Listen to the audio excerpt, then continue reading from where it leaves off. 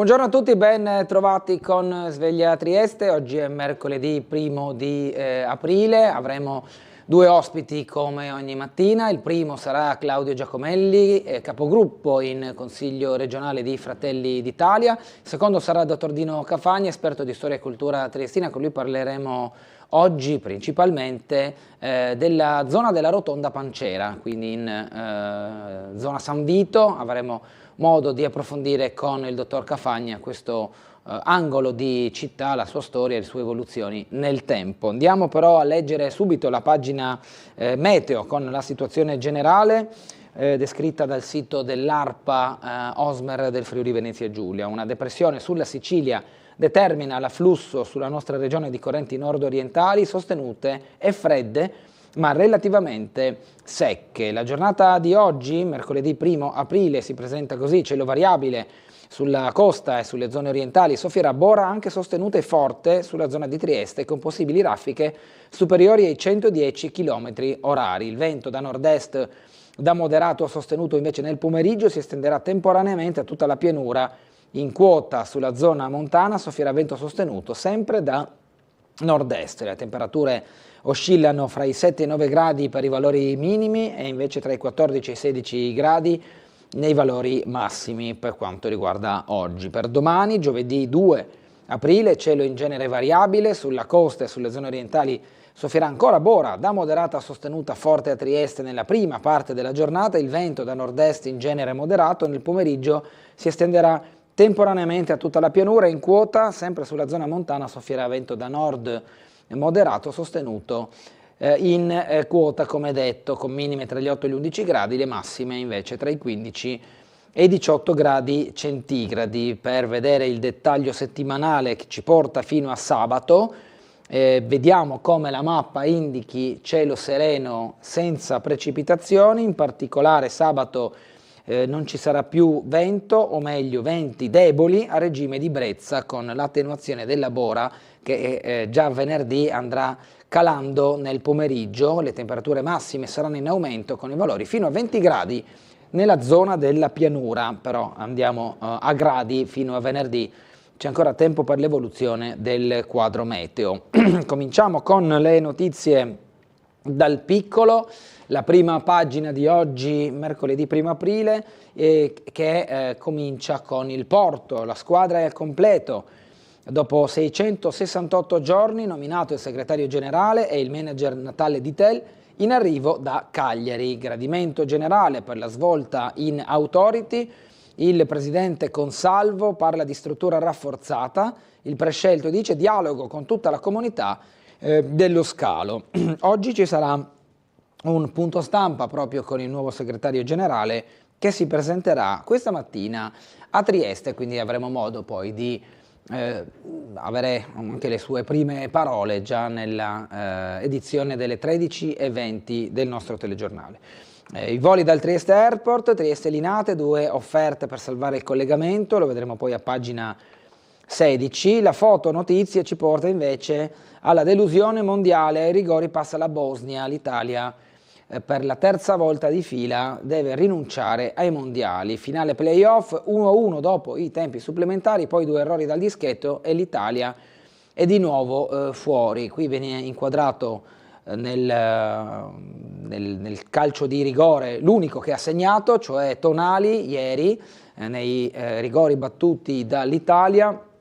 2 errori, un tiro a segno invece, proprio quello dell'azzurro Tonali. Pio Esposito invece ha lanciato il pallone alto, e poi anche la Bosnia non ne ha sbagliato uno e quindi è passata proprio alla lotteria dei calci di rigore. Stangata bollette, colpiti 80.000 fragili in regione, il balzo dell'inflazione più 1,7%, Banca Italia, effetti a lungo termine. Il commento di Francesco Morosini: Palazzo Chigi ha soltanto la leva fiscale. No del governo ai bombardieri americani a Sigonella, ma relazioni sempre solide. La base di Sigonella off limits per gli F-15 degli Stati Uniti. La difesa ha detto no a un bombardiere. Crosetto dice: ho fatto rispettare semplicemente gli accordi. Giorgia Meloni tenta di rimettersi in sintonia con il paese, scrive Carlo Bertini. Le mosse della Premier anche dopo gli esiti del referendum, aiuta l'alunno in preda a crisi, maestra finisce all'ospedale, le emergenze scolastiche. Tra le notizie di cronaca, un alunno della prima elementare con disabilità psicomotoria inizia a agitarsi improvvisamente in classe e scaturisce in una crisi incontrollabile. L'insegnante di sostegno accanto a lui cerca di calmarlo e di contenere la sua aggressività, ma nella concitazione inciampa e cade rovinosamente sul pavimento, sbattendo la testa su un mobile. Vedremo poi nelle notizie della cronaca di più su questo argomento. In Friuli Venezia Giulia la Lega in subbuglio, parole grosse, liti e defezioni, un abbandono in consiglio, corso annullato, tutto da rifare, poi la docenza di pianoforte al Tartini. Le iniziative in 76 sedi italiane, Giulio Regeni, il mondo universitario si mobilita. Per chiudere poi con il Faro della Vittoria ritornano le visite, dal 3 aprile al 4 novembre l'apertura delle visite al Faro. Gigetta, la nostra architettrice, scrive Marianna Cerboni, le ricorrenze e il ricordo, e questa è dunque, come detto, la prima pagina del Piccolo. Allora, proprio perché si parla in apertura di questa edizione del quotidiano del Porto, andiamo a capire di più di chi si tratta come figura di segretario generale, scelto dopo tanti giorni di ruolo vacante. La decisione è caduta proprio su questo nome, quello di Natale Dittel. Andiamo a capire un po' il suo curriculum raccontato nel servizio. Un profilo tecnico per l'incarico più atteso alla Torre dell'Oid, quello di segretario generale dell'autorità portuale dell'Adriatico orientale. Si tratta di Natale Dittel. La nomina è stata formalizzata su proposta del presidente Marco Consalvo nel corso del primo comitato di gestione. L'organo ha espresso voto unanime con il consenso di tutti i componenti, oltre al presidente, la Capitaneria di Porto, la regione Friuli Venezia Giulia e il comune di Trieste. Avvocato di 61 anni, originario di Cagliari, Dittel è una figura tecnica con una lunga esperienza nel sistema portuale italiano. È stato segretario generale dell'autorità di sistema portuale del Mare di Sardegna dal 2018 al 2026 per 2 mandati consecutivi. Nel corso della sua attività ha maturato una competenza a 360 gradi nell'amministrazione portuale, dal coordinamento della segreteria tecnico-operativa all'attuazione delle direttive di indirizzo, dalla gestione del personale e delle relazioni sindacali, fino ai processi di costruzione di una governance unitaria dei porti sardi. Un percorso che gli ha consentito di seguire da vicino l'operatività quotidiana di un sistema portuale. Il suo più recente incarico è stato quello di dirigente della security presso l'autorità portuale di Genova. Con questa nomina, ha affermato il presidente del porto di Trieste Monfalcone Marco Consalvo, rafforziamo in modo significativo la struttura dell'autority. Dittel ha un profilo tecnico ed è un professionista che conosce da vicino l'operatività quotidiana dei porti, la macchina amministrativa e le dinamiche del lavoro portuale. La sua esperienza, aggiunto, ci consente di contare su una figura capace di garantire continuità, ma anche di imprimere un'accelerazione concreta alle attività e ai progetti in corso. È per me un grande onore assumere l'incarico di segretario generale dei porti di Trieste e Monfalcone, ha spiegato il neo segretario generale, che si insedierà il 13 aprile. Un sistema che rappresenta non solo un'eccellenza italiana, ma un punto di riferimento nel panorama logistico internazionale. Sento la forte responsabilità, aggiunto, di servire un'istituzione che è il motore economico del territorio e porta di accesso per i mercati dell'Europa centro-orientale. Lavorerò, ha concluso, garantendo il massimo dialogo con le lavoratrici, i lavoratori e tutta la comunità portuale. E lo vediamo anche dal Piccolo, nominato il segretario generale vertice al completo, Consalvo indica il manager sardo Natale Dittel, ok unanime del comitato di gestione. Agrusti di Confindustria, scelta presa con criteri di competenza, entusiasmo nel centrodestra e il centrosinistra augura buon lavoro, i sindacati auspicano buone relazioni e riconoscono il profilo non politico. Rincaro dei carburanti e lavori sulla ferrovia, la regione valuta misure per la logistica, riunita la cabina di regia per fare il punto con le categorie del settore. L'assessore Amirante dice ridurre i costi del pedaggio autostradale fra Udine e l'Austria.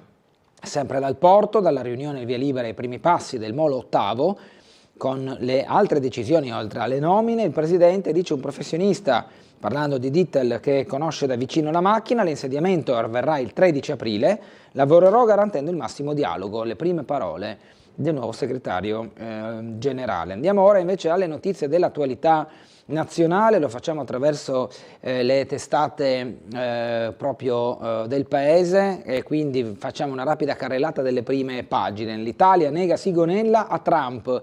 Il leader americano attacca gli alleati europei, poco aiuto, se volete il petrolio andate a prenderlo. No all'atterraggio di 2 bombardieri americani, Crosetto dice: ho fatto rispettare gli accordi, Meloni nessun attrito con gli Stati Uniti. Così la Premier, che poi dice ai suoi vice: basta parlare di elezioni, e sarà in aula il 9 aprile, Meloni annuncia che il 9 aprile, giovedì, sarà in Parlamento per le informative, e ai suoi vice dice: basta parlare di elezioni anticipate. L'intervista a Bindi, un federatore come Bersani per mettere pace, a pagina 15, la vendita di San Siro, 9 indagati, l'accusa di favori a Inter e Milan, il PM, il ruolo del comune, Sala, nessuna ipotesi di corruzione.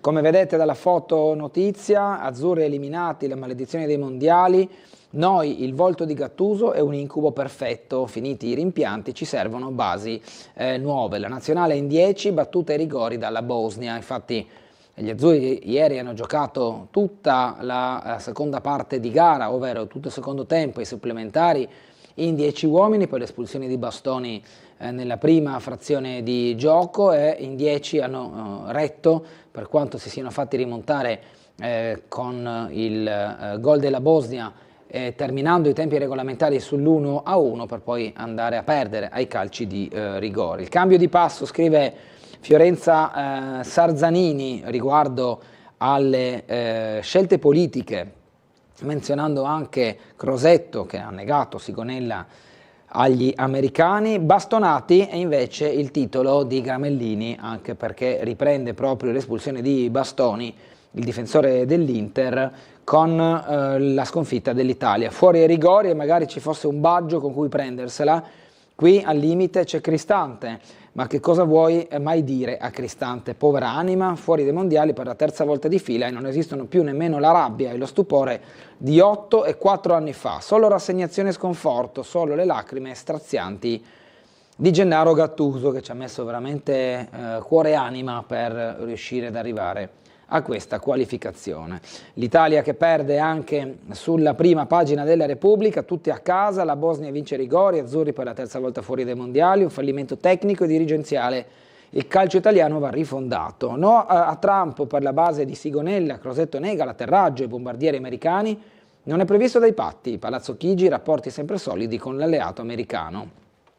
Energia, l'allarme europeo, rischio di razionamenti, prepararsi a un'interruzione delle forniture che potrebbe essere lunga e quindi a razionare energia elettrica, gas e carburanti, l'avvertimento del commissario europeo Dan Jorgensen in una lettera ai 27 stati europei. Madre e figlia avvelenate, ora l'inchiesta è per omicidio, avvelenate intenzionalmente e molto probabilmente a casa loro durante le feste di Natale, con la ricina come nella serie TV Cult Breaking Bad, la notizia della svolta shock sulla morte di Antonella di Jelsi e della figlia Sara arriva come una mazzata a Pietracatella, paese di 1200 anime del Molisano, dopo 3 mesi in cui si indagava su un'intossicazione alimentare. L'indagine su San Siro, Inter e Milan favoriti dal comune, con coinvolgimento presunto del municipio milanese. La Stampa, Sigonella, il no dell'Italia a Trump, Meloni e Crosetto negano la base ma i rapporti non cambiano, giornalista americana rapita in Iraq. La Casa Bianca agli alleati dice andate a prendere da soli il petrolio a Hormuz, il Parlamento di Israele brinda alla forca. L'Italia che esce dalla qualificazione, anzi che non si qualifica al mondiale, disastro mondiale, lo specchio del paese peggiore, il commento delle prime pagine, e poi Gattuso che si schianta sul muro balcanico. Primarie, avviso di Schlein, io non mi faccio da parte, il governo lancia la fase 2 e punta su sicurezza e sud. Il Giornale, no a Trump, lo stop italiano su Sigonella spiazza alla sinistra, niente uso della base. con il presidente statunitense in primo piano. Chi ha ucciso Charlie Kirk, il giallo del fucile e del proiettile, la perizia shock che poi rimbalza dalla Casa Bianca alla cronaca internazionale. Quel niet di Craxi nella notte dell'85 vince ancora la nostra sovranità, il precedente riguardo ai rapporti Italia-Stati Uniti. Accise, prorogato il taglio, l'inflazione migliore di Francia e Germania, passa la fiducia al decreto legge bollette. Repulisti tra le toghe, nasce la corrente del sì, l'effetto del referendum come svolta anche interna fra le frange delle correnti. Energia, l'Europa prepara l'austerity, il caro greggio spinge l'inflazione al più 1,7%. Trump agli alleati, se non ci aiutate venite a prendervi il petrolio. L'Italia nega agli Stati Uniti l'uso della base di Sigonella per i bombardamenti. I mercati mai così male a marzo da 3 anni, ma ieri le borse sono poi ripartite.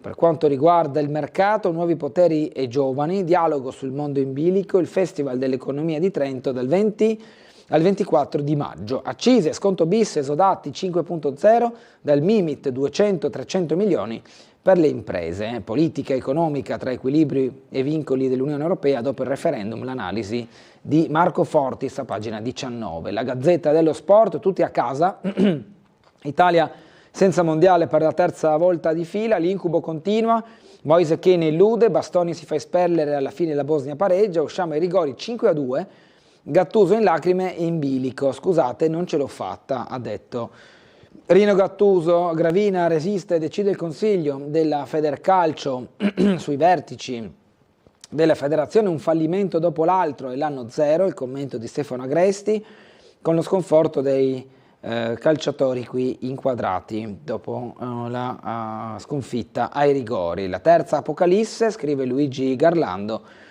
con, come dice il titolo, la terza volta in cui l'Italia di fila non si qualifica ai mondiali. I 130 anni in regalo, venerdì chiedete il libro in edicola con la Gazzetta, un volume da non perdere per il compleanno del quotidiano in rosa. Il Corriere dello Sport, terzo fallimento tutti a casa in 10 e dopo una sofferenza inaudita perdiamo a rigori con la Bosnia 5-2. Italia ancora fuori dal mondiale, Gattuso chiedo scusa, un sistema da azzerare, azzurri subito avanti con Kean, Bastoni prende il rosso al 41esimo, Moise e Di Marco sprecano il 2-0, Tabakovic firma il pari al 79esimo, disastroso l'arbitraggio di Turpin, dal dischetto sbagliano Esposito e Cristante, Gattuso una mazzata, il mio futuro vediamo, ha detto l'allenatore. Nessun alibi, un dolore che resta dentro, le firme di Ivan Zazzeroni e Alberto Polverosi. Questo è il Corriere dello Sport. Torniamo all'interno del piccolo per vedere anche in questo caso le pagine di attualità nazionale ed estera. Bollette a nord-est, la stangata colpisce 300.000 vulnerabili, le conseguenze della guerra. Il costo dell'energia elettrica per il cliente di maggior tutela aumenterà dell'8,1%. La Camera ha approvato ieri il decreto che prevede un bonus di 115 euro. La stangata per i vulnerabili, numeri chiave 8,1%, l'aumento di bollette, 3 milioni di utenti coinvolti, 589 euro la spesa annua media. Quanto si paga? 563,76 come precedenti, dal luglio al giugno 2026 un più 4,5% con un aumento da 4,63 da 5,63 a 5,90 per arrotondare. Chi sono i vulnerabili? Gli over 75, redditi bassi, le persone con disabilità, gli utenti con apparecchiature salvavita e le situazioni di emergenza. Il peso nel nord-est, in Veneto sono 220.000 famiglie, in Friuli Venezia Giulia 80.000. La spesa per l'utente salirà tra il 1 luglio e il 30 giugno di circa 30 euro. La Commissione dell'Unione Europea, 30 giorni di conflitto sono già costati 14 miliardi, l'incertezza sulla durata del conflitto in Medio Oriente ha innalzato i prezzi. ERA e Blue Energy pronte a rateizzare, si studiano contromisure come nel 2022, le società hanno registrato un incremento significativo di accessi agli sportelli. Per quanto riguarda il gas, fortunatamente andiamo verso una stagione più calda in cui i consumi si riducono di molto. Andiamo ora a collegarci con la sala operativa della Polizia Locale per l'aggiornamento del mattino rispetto alla viabilità e alle segnalazioni. Lo chiediamo all'ispettore capo Paolo Gurtner, buongiorno. Buongiorno di Guidotta, buongiorno agli spettatori. Innanzitutto diciamo che la nottata trascorsa non ha avuto incidenti, sono stati fatti i soliti controlli di routine, molti interventi mi hanno detto i colleghi per quanto riguarda intralci e quindi codici della strada. La notizia che è fresca, abbiamo segnalazione per animali, in questo caso mucche, nel tratto della regionale 58 in direzione Farnetti, quindi attenzione, al momento sul posto c'è la polizia di frontiera, ma anche noi andremo a dare un attimo ausilio per far sì che appunto i veicoli non abbiano difficoltà nel transito e gli animali non vengano eventualmente feriti. Per quanto riguarda la giornata odierna, ricordo che visto il rialzarsi del vento, i giardini comunali sono tutti chiusi fino a nuovo ordine. Perdura la chiusura della Galleria Carso in direzione Venezia fino al giorno 2 di aprile, quindi teoricamente fino a domani. Il ponte di Campanelle è ancora chiuso, è stata riaperta la Vedagliano con la regolare viabilità originaria. Al momento non abbiamo altri interventi particolari, non abbiamo segnalazioni al momento anche per quanto riguarda eventuali cantieri con recinzioni cadute o alberi o quant'altro, quindi restituirei la linea, saluterei tutti quanti. Grazie all'ispettore capo Gurtner, buona giornata e buon lavoro a lei colleghi. Saluti. Grazie.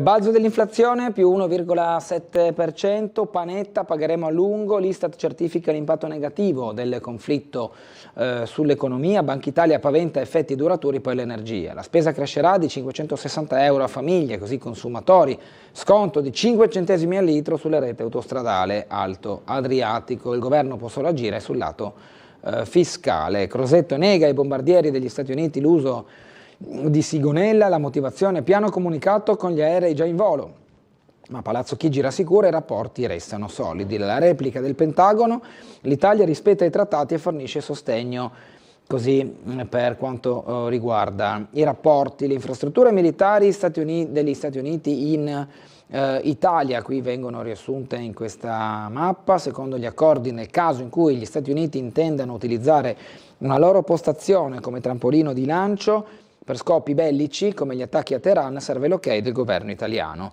Gli aeroporti militari Aviano in Friuli Venezia Giulia, la base aerea di primaria importanza, lo sappiamo, soprattutto noi che viviamo in Friuli Venezia Giulia, quanto sia importante la base di Aviano per gli Stati Uniti e per il punto d'appoggio che hanno proprio gli Stati Uniti in Italia. Poi Sigonella in Sicilia, hub logistico fondamentale per l'aeronautica e la marina del Mediterraneo, c'è anche Ghedi in Lombardia, la base aerea che custodisce armi nucleari. Non solo aeroporti militari ma anche i porti, quello di Napoli e quello di Gaeta, che sta in Lazio. Napoli ospita il comando delle forze navali statunitensi in Europa, mentre Gaeta ospita la sesta flotta americana.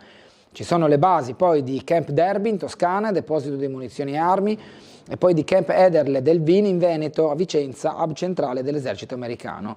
Infine il MUOS di Niscemi in Sicilia, sistema di comunicazioni satellitari militari ad alta frequenza, più un'infrastruttura tecnologica e di comunicazioni che di arrivo di mezzi, quella di Niscemi. Droni e tanker verso il Golfo, cresce il traffico nella base, la mappatura, siti specializzati tracciano un aumento dei voli verso il Medio Oriente dalla Sicilia nell'ultimo mese, oltre ad alcuni movimenti considerati anomali. La svolta della Premier per tornare a mettersi in sintonia con il Paese, l'analisi di Carlo Bertini, Berlino collabora, Madrid chiude i cieli, le posizioni europee, la crisi dell'ottobre dell'85, il no di Craxi a Reagan come precedente simile a quello di questi giorni. Vannacci avvisa il governo e boccia il decreto bollette, il segnale del generale, i deputati si schierano contro la maggioranza nel voto a Montecitorio, sulla fiducia dicono non è mai stata ricambiata.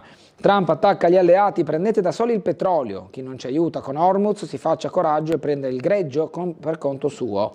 Secondo il Wall Street Journal la guerra potrebbe finire anche senza la riapertura dello stretto di Hormuz. Il piano di Cina e Pakistan per la pace come una proposta che è arrivata sui tavoli internazionali. Una giornalista americana rapita a Baghdad, le scene di terrore con una collega che è stata rapita proprio a Baghdad. Il dramma Di Narges Mohammadi, il Nobel per la pace rinchiusa in cella, ha avuto un infarto e non è stata curata. I suoi sostenitori si trova in condizioni gravissime. Le tensioni nell'area invece dei Balcani e gelo fra Zagabria e Belgrado, eliminato il vertice Brdo-Brioni. Il presidente croato Milanovic attacca il serbo Vučić, crea turbolenze nelle relazioni. Non posso accoglierlo, queste le parole che hanno alzato la tensione. A San Siro il comune favorì Inter e Milan per la vendita dello stadio, 9 le persone indagate, la procedura su misura per le esigenze dei club, tra i coinvolti anche gli ex assessori Giancarlo Tancredi e Ada Lucia De Cesaris. Il procedimento amministrativo diretto fu turbato da accordi e collusioni. Nel maggio del 2025 il boss disse: Gratteri, ti sparo in faccia. E questa è la minaccia rivolta al procuratore di Napoli Gratteri, da Vitale Troncone, 58 anni, ritenuto capo del clan camorrista di Fuorigrotta. Per il locale spesi 40.000 euro, oggi Caroccia davanti al PM, l'indagine sulla società Le Cinque Forchette, proprietaria della Bisteccheria d'Italia. Secondo l'accusa nel ristorante sarebbero stati riciclati e reinvestiti soldi dei Senese. Il legale degli indagati è sicuro dell'estraneità di Del Mastro. La svolta fai da te del terrorismo, come scrive Valentine Lomellini, mentre per le indagini a Campobasso una svolta, non si trattò di intossicazione, mamma e figlia sono state avvelenate, le donne sarebbero state uccise con la ricina che può portare al collasso, gli inquirenti stanno indagando per omicidio volontario perpetrato da ignoti, si cerca di fare luce su possibili dissapori presenti all'interno della famiglia. Le altre notizie di attualità: accoltellata una gamba dai compagni più grandi nel bagno della scuola, la vittima subiva atti di bullismo. Siamo a Napoli, morte di Domenico Oppido in procura, non sapevo del cuore danneggiato.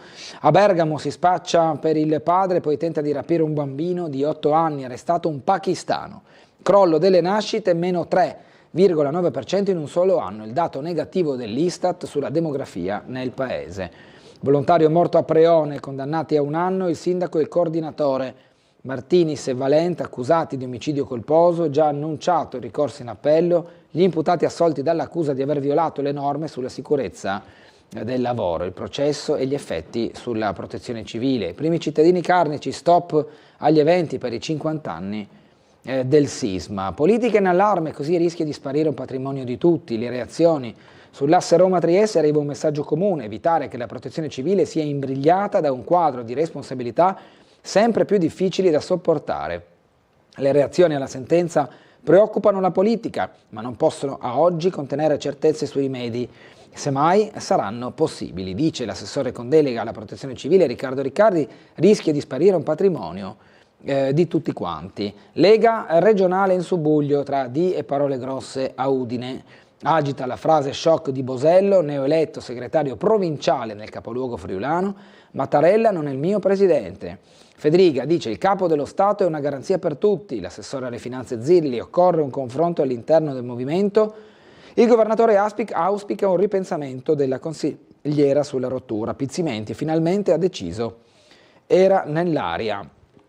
Così il deputato Graziano Pizzimenti, e quindi all'interno della Lega c'è area di confronto. Lo strappo di Spagnolo lascia il carroccio, il partito è svuotato. La consigliera regionale aderirà al gruppo misto in piazza Oberdan. Io con Vannacci tante ipotesi, al momento non faccio previsioni. Maddalena Spagnolo non è più una consigliera regionale della Lega. L'annuncio è arrivato a poco meno di 48 ore dal congresso provinciale che ha sancito la riconferma di Graziano Bosello alla segreteria provinciale del partito. Ora l'esponente della Tisana siederà nel gruppo misto di Palazzo Oberdan dopo 20 anni di militanza in Lega.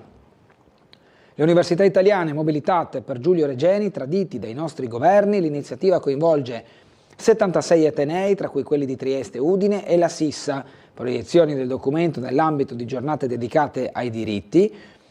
E qui viene raccontato da Giulia Basso proprio il modo in cui gli atenei andranno a mobilitarsi per Giulio Regeni. Fine vita, il Consiglio esamini la legge la richiesta dell'associazione Coscioni. Istria su 2 ruote, destinazione top tra i paesi europei. Global Cycle Tourism Index, che racconta i dati che riguardano tanto l'area dei Balcani quanto poi anche le regioni del nord-est Italia. Fiume, il comune ha un bivio sull'ex ospedale di Costabelle, al dismesso nosocomio, destinazione turistica o intervento sul sociale. Dall'economia, 2 compagnie in lizza, ora un istruttore a lampo sulla rotta Trieste-Linate, tempi rapidi. Per l'aggiudicazione già ieri si è costituita una commissione in capo all'ENAC, così da consentire al vettore che risulterà vincitore della gara di volare attorno alla metà di aprile, a metà di questo mese appena iniziato. L'assessora Mirante, buona notizia che ci fa ben sperare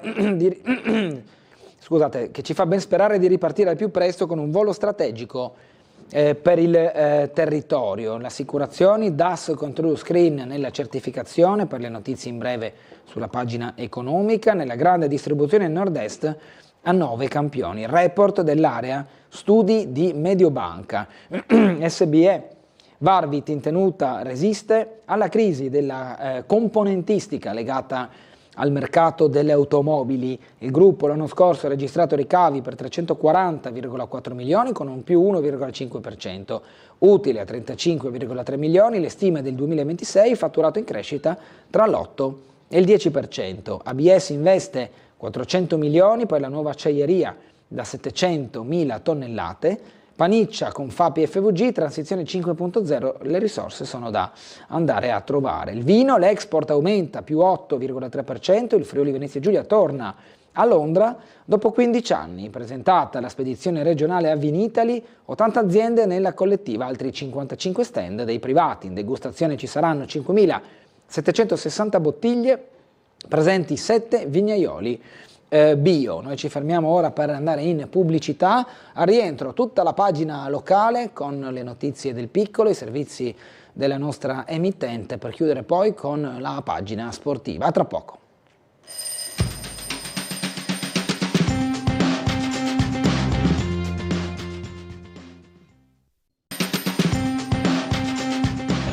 Una lunga colonna di fumo nero visibile anche da Trieste. Ad originare il rogo l'incendio di una trincia, un macchinario per la macinazione dei cereali che stava operando in un canneto. Lo sfarinato che ne deriva infatti viene utilizzato come lettiera da un vicino allevamento di polli. Anch'io che sono un agricoltore sono purtroppo venuto a vedere questo danno gravissimo, questo incendio che ha provocato danni veramente ingenti sia a chi lavorava con la macchina che poi si è incendiata, macchine che costano veramente centinaia di migliaia di euro, e sia un danno enorme anche per i conduttori del fondo che con questa canna che si è bruciata usavano questa canna tutto l'anno per fare da lettiera a un grande allevamento di polli.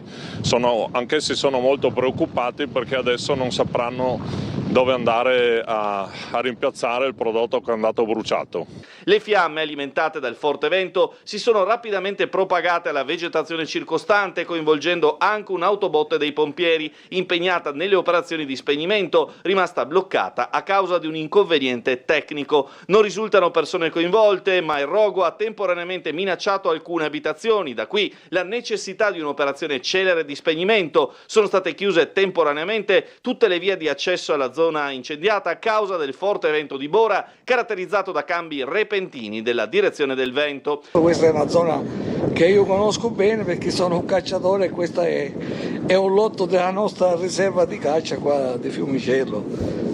Speriamo che non si è fatto male nessuno, dispiace tanto che si è bruciato tutta la biomassa e niente, dai, vedo che i vigili del fuoco e la protezione civile stanno ben lavorando e mi pare che sembra tutto spento già ormai. Sul posto hanno lavorato diverse squadre con autopompe, autobotti, mezzi fuoristrada con modulo per l'antincendio boschivo provenienti dai distaccamenti di Cervignano, La Tisana, dalla sede centrale di Udine e dal distaccamento di Monfalcone. Impegnati anche l'elicottero Drago del reparto volo dei Vigili del Fuoco di Venezia e quello della Protezione Civile regionale. E questo quanto accaduto nel Parco dell'Isonzo nel pomeriggio di ieri, del primo pomeriggio di ieri, con le immagini che avete visto, che sono un mix tra quanto raccolto da Trieste, con la colonna di fumo visibile dalle rive, ma anche sul posto dal nostro Andrea Costa. Andiamo all'interno della pagina della cronaca di Trieste, migranti, centri di accoglienza a regime.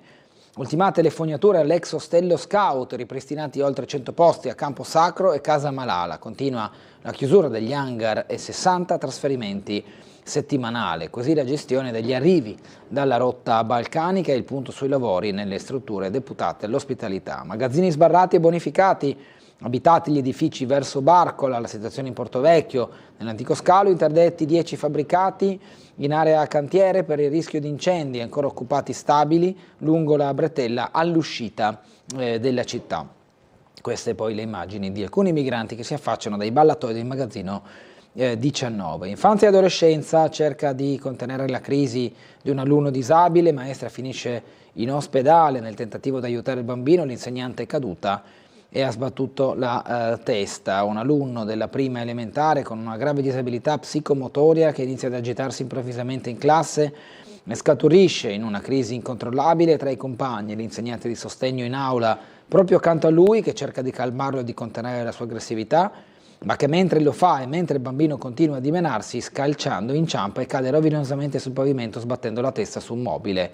Non una caduta da poco, è intervenuta l'ambulanza e la maestra è stata portata in ospedale a Catinara con una grave ferita alla testa. È stata necessaria una quindicina di punti di sutura. Era successo la mattina dello scorso 26 marzo in una scuola della zona semicentrale della città, di cui si omettono nome e qualsiasi elemento specifico, compreso il nome della dirigente scolastica, in modo da non rendere identificabile il bimbo e la sua famiglia. Ma il caso, al di là dell'incidente in sé, pone indubbi interrogativi sulla complessità gestionale degli alunni con disabilità o comunque con importanti problemi comportamentali e sui progetti che istituti scolastici e le reti istituzionali riescono concretamente ad attuare. Disturbi del comportamento, accessi triplicati al burlo, il pronto soccorso pediatrico in via dell'Istria, attacchi d'ansia e di panico sono sempre più frequenti anche tra i ragazzi, adesso ha detto Alessandro Amaddeo, direttore del pronto soccorso del Burlo Garofolo. Aumenta il bisogno di docenti di sostegno in 6 anni, su del 30%, a Trieste le certificazioni sono 744 e in Friuli Venezia Giulia situazioni gravi, cresciute del 44%. Le prime diagnosi arrivano già nel periodo della scuola d'infanzia.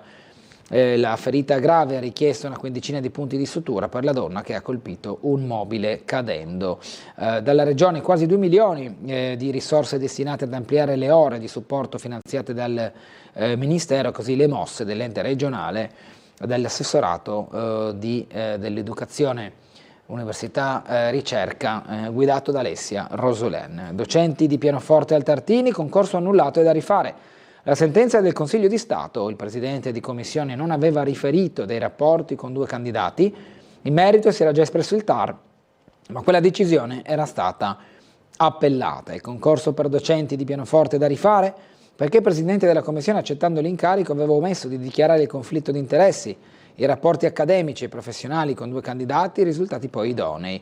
Il Consiglio di Stato mette la pietra miliare sul caso della selezione pubblica indetta a fine 2023 da un consorzio firmato da 4 conservatori di musica. Il Tartini di Trieste fungeva da capofila e includeva anche il Tomadini di Udine per la copertura di 13 posti a tempo indeterminato per docenti di prima fascia di pianoforte. 4 posti erano destinati al Tartini. Dal Verdi a Lucca, l'ex direttore Tasca e il nuovo presidente del Boccherini con la nomina appena arrivata. Morì in ospedale dopo lo schianto, chiesta la pena di 1 anno e 7 mesi. L'architetto Cosmini era in scooter, l'automobilista a processo per omicidio stradale invertì la marcia. L'incidente sulle rive nel 2020 all'altezza della stazione Rogers si schiantò sull'auto di un turista austriaco che aveva svoltato sulle rive con una manovra vietata. Era il 29 agosto 2020.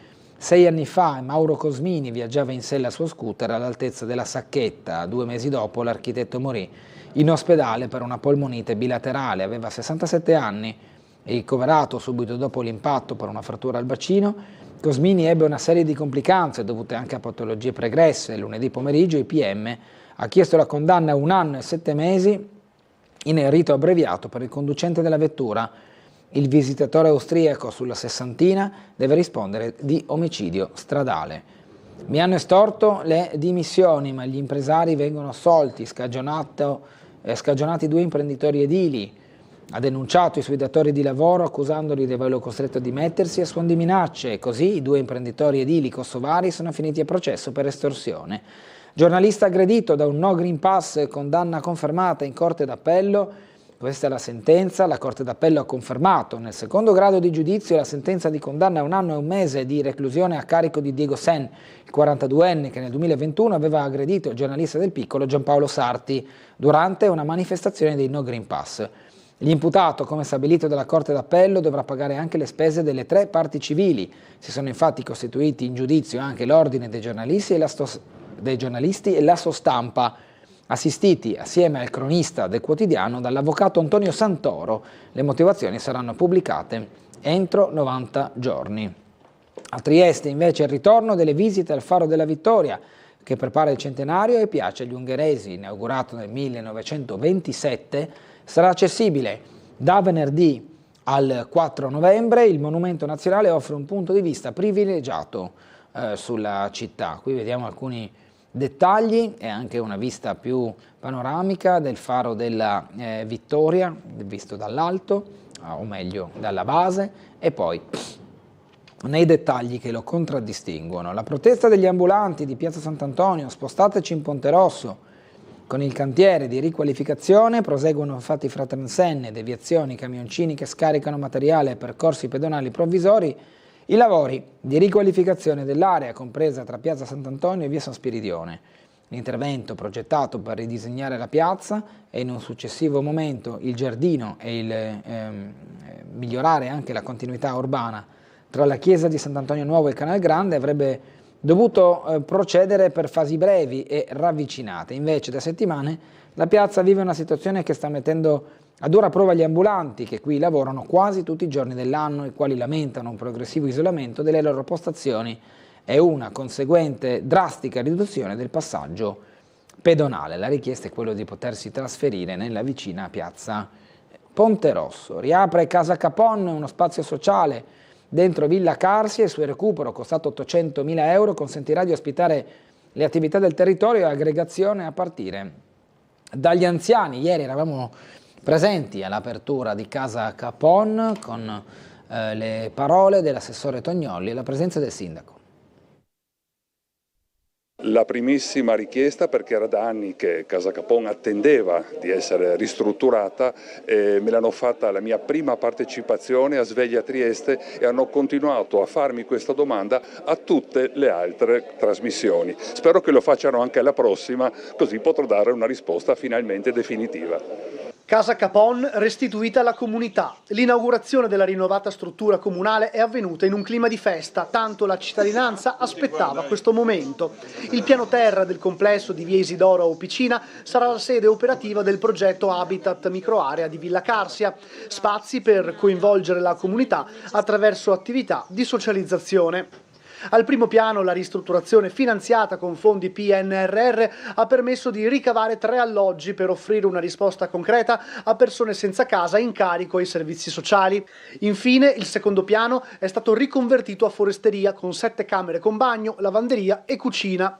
Ambienti concepiti per garantire un'accoglienza dignitosa a persone senza dimora particolarmente vulnerabili o affette da patologie croniche. Con i lavori pubblici abbiamo realizzato i piani superiori, abbiamo investito 700.000 euro di fondi PNRR nei tempi previsti, abbiamo realizzato nuovi piccoli alloggi, insomma tutta una ristrutturazione completa e a norma, senza barriere architettoniche, con intervento anche alla fognatura, ovviamente sulla base della capienza che ci sarà in questa struttura e quindi oggi finalmente si apre, quindi grande soddisfazione. Anche un intervento importante del Project Allora per la parte tecnologica, ma soprattutto restituiamo alla nostra comunità un altro gioiello, un'altra opera che fa crescere ancora di più Trieste. Uniti si lavora bene, uniti renderemo ancora più bella questa città. Il caso di Domio, dopo scuola della Franchi, i bambini andranno nella sala parrocchiale, sarà un edificio attualmente inutilizzato e situato a pochi metri dalla scuola a permettere ai bambini della primaria Anna Frank di Domio di proseguire con il doposcuola al termine delle lezioni ordinarie che si concludono alle 13:15. È stato sufficiente un incontro convocato d'urgenza dal sindaco di San Dorligo della Valle Alexander Coretti al quale hanno partecipato i rappresentanti del comitato dei genitori della scuola e dell'associazione Terra Sofia, che gestisce proprio il doposcuola Don Thomas Kurnauer, amministratore dell'unità pastorale di San Dorligo della Valle, nelle cui competenze rientra l'edificio prescelto e alcuni insegnanti per risolvere il problema di incompatibilità tra gli alunni della scuola e quelli della Mara Samsa, che condividono proprio la scuola di Domio. Volontari per la sicurezza a Muggia, ecco le pettorine e il regolamento e i requisiti per effettuare il controllo e informare le forze dell'ordine. Ieri a Muggia è stato presentato infatti questo progetto, un'attività che parte a breve. Ne abbiamo parlato con il sindaco di Muggia, Paolo Polidori, era presente anche l'assessore regionale alla sicurezza Pierpaolo Roberti, perché la normativa che permette ai comuni la creazione dei volontari per la sicurezza, ma anche quello del controllo di vicinato, parte proprio da una legge regionale. Sentiamo. Potrebbe partire già a metà maggio il servizio dei volontari di sicurezza che il Comune di Muggia ha istituito in ottemperanza alla legge regionale del 2021 e, come ha sottolineato in vero più volte il sindaco Polidori, sarà un servizio a disposizione della comunità. Queste sono le figure che, andando solo in giro con questa pettorina, con un segno di riconoscimento, possono fare da deterrente da una parte e dall'altra parte dare quel senso di sicurezza agli altri cittadini, anche in singole azioni, quali magari il fatto di accompagnare una ragazza dall'autobus fino a casa in ore magari dove c'è buio o in zone non troppo controllate. I volontari saranno in servizio il mercoledì, venerdì e sabato pomeriggio dalle 16:30 alle 19:30 al giovedì mattina in occasione del mercato. Orientativamente a Muggia di volontari ne basterebbero 15, tale è il numero per cui al momento il Comune ha sottoscritto le polizze di assicurazione. Agiranno nel centro storico, ai giardini e nella zona della stazione delle autocorriere, luogo particolarmente attenzionato dopo alcuni episodi verificatisi negli anni scorsi. Come ha ricordato il comandante Roberto Dell'Osto, vi è un modello cui si è guardato. Negli Stati Uniti in particolare hanno coniato anche un motto: if you see something, say something. Se vedi qualcosa, dillo. È un po' come dire, è il mantra dei volontari sicurezza. Si tratta soltanto di osservare e riferire alle autorità di polizia. Per diventare volontari bisogna rispondere a determinati requisiti: essere maggiorenni, cittadini italiani o di paesi dell'Unione Europea, non essere iscritti a particolari gruppi né aver ricevuto condanne. Le domande saranno valutate dalla polizia locale. Chi sarà accettato dovrà frequentare un corso di formazione di 6 ore, sempre che la persona non abbia fatto parte delle forze dell'ordine. Ovviamente soddisfatto l'assessore regionale alla sicurezza Pierpaolo Roberti, che tuttavia non ha mancato di sottolineare come il Comune di Muggia al momento sia l'unico del territorio triestino ad aver approfittato di questa opportunità. I decreti Minniti già prevedevano i volontari per la sicurezza nel 2017, la legge regionale nel 2021 li ha disciplinati ancora meglio, introducendo oltre al volontario per la sicurezza anche il controllo di vicinato, un'istituzione che non lo fa per paura di imbattersi in una diatriba di carattere politico, fa un danno esclusivo al cittadino. Quindi bene fa il Comune di Muggia, bene ha fatto il Comune di Muggia a partire con questa iniziativa, e mi auguro che sempre più comuni, a prescindere dall'orientamento politico che hanno, possano mettere in campo anche questo strumento. Ritorna nel Parco di San Giovanni Orti Tergestini e apre al vino con un omaggio a Luigi Veronelli. La manifestazione è il 18 e 19 di aprile. Poi la curiosità, il matrimonio dei maestri di sci sposi sulle piste di Sella Nevea, qui la foto, e alla scoperta dei rossi del Carso assieme a 4 vignaioli. Ha riscosso un notevole successo la 19ª edizione di Terraneum e i vini rossi del Carso, che si è tenuta all'Hotel Hilton. Nel corso della manifestazione c'è stata anche una degustazione guidata intitolata Tracce del Tempo, 4 vignaioli, 2 epoche, dedicata alla valorizzazione dei vini rossi del Carso. L'ulivo ai nati Ettore e Francesco a Morrupino, il conferimento anche con la sindaca Cosmina, dopo 40 anni ancora insieme nella rimpatriata al Vecchio Canale. Poi la nuotatrice Giorgia Marchi premiata in comune. Il sindaco di Piazza e l'assessore Lodi hanno conferito un riconoscimento all'atleta paralimpica Giorgia Marchi. La nuotatrice delle Fiamme Oro, Verona Swimming Team, allenata dalla Tergeste Nuoto, si è distinta a livello nazionale e internazionale. Allora andiamo alla pagina sportiva con il basket, progetto NBA Europe, la cordata Nelson si è proposta per Roma, incognita su Matjasic. C'è l'adesione dell'ex general manager di Dallas con il titolo della Vanoli Cremona, ancora incertezza sulle mosse del presidente di Trieste. Potrebbe arrivare oggi l'elenco completo dei club interessati alla Superlega europea, il duello statunitense per rilanciare la capitale con i protagonisti che sono Donnie Nelson, che ha presentato domanda di adesione all'NBA Europe, e Paul Matjasic, presidente della Pallacanestro Trieste. Sotto invece vediamo la curva nord dei tifosi della Pallacanestro Trieste. Il team di Taccetti attende un Open Job Metis in crescita per quanto riguarda il campionato, anticipo pesante sul parquet del Pala Rubini, quello che sabato alle 19 vedrà la Pallacanestro Trieste opporsi alla Open Job Metis Varese. La collaborazione Siot-Tal avanti, la partnership con Biancorossi e lo Jadran. A Celje l'Italia di Banchi sfida la Slovenia di Doncic, il match internazionale. Con il calcio la terza apocalisse, sconfitta ai rigori in Bosnia, ancora una volta l'Italia non giocherà ai mondiali, determinanti le espulsioni di Bastoni e gli errori nella ripresa giocata in 10 uomini. È finita 5-2 con ai calci di rigore e ha vinto la Bosnia, che dunque si qualifica al mondiale.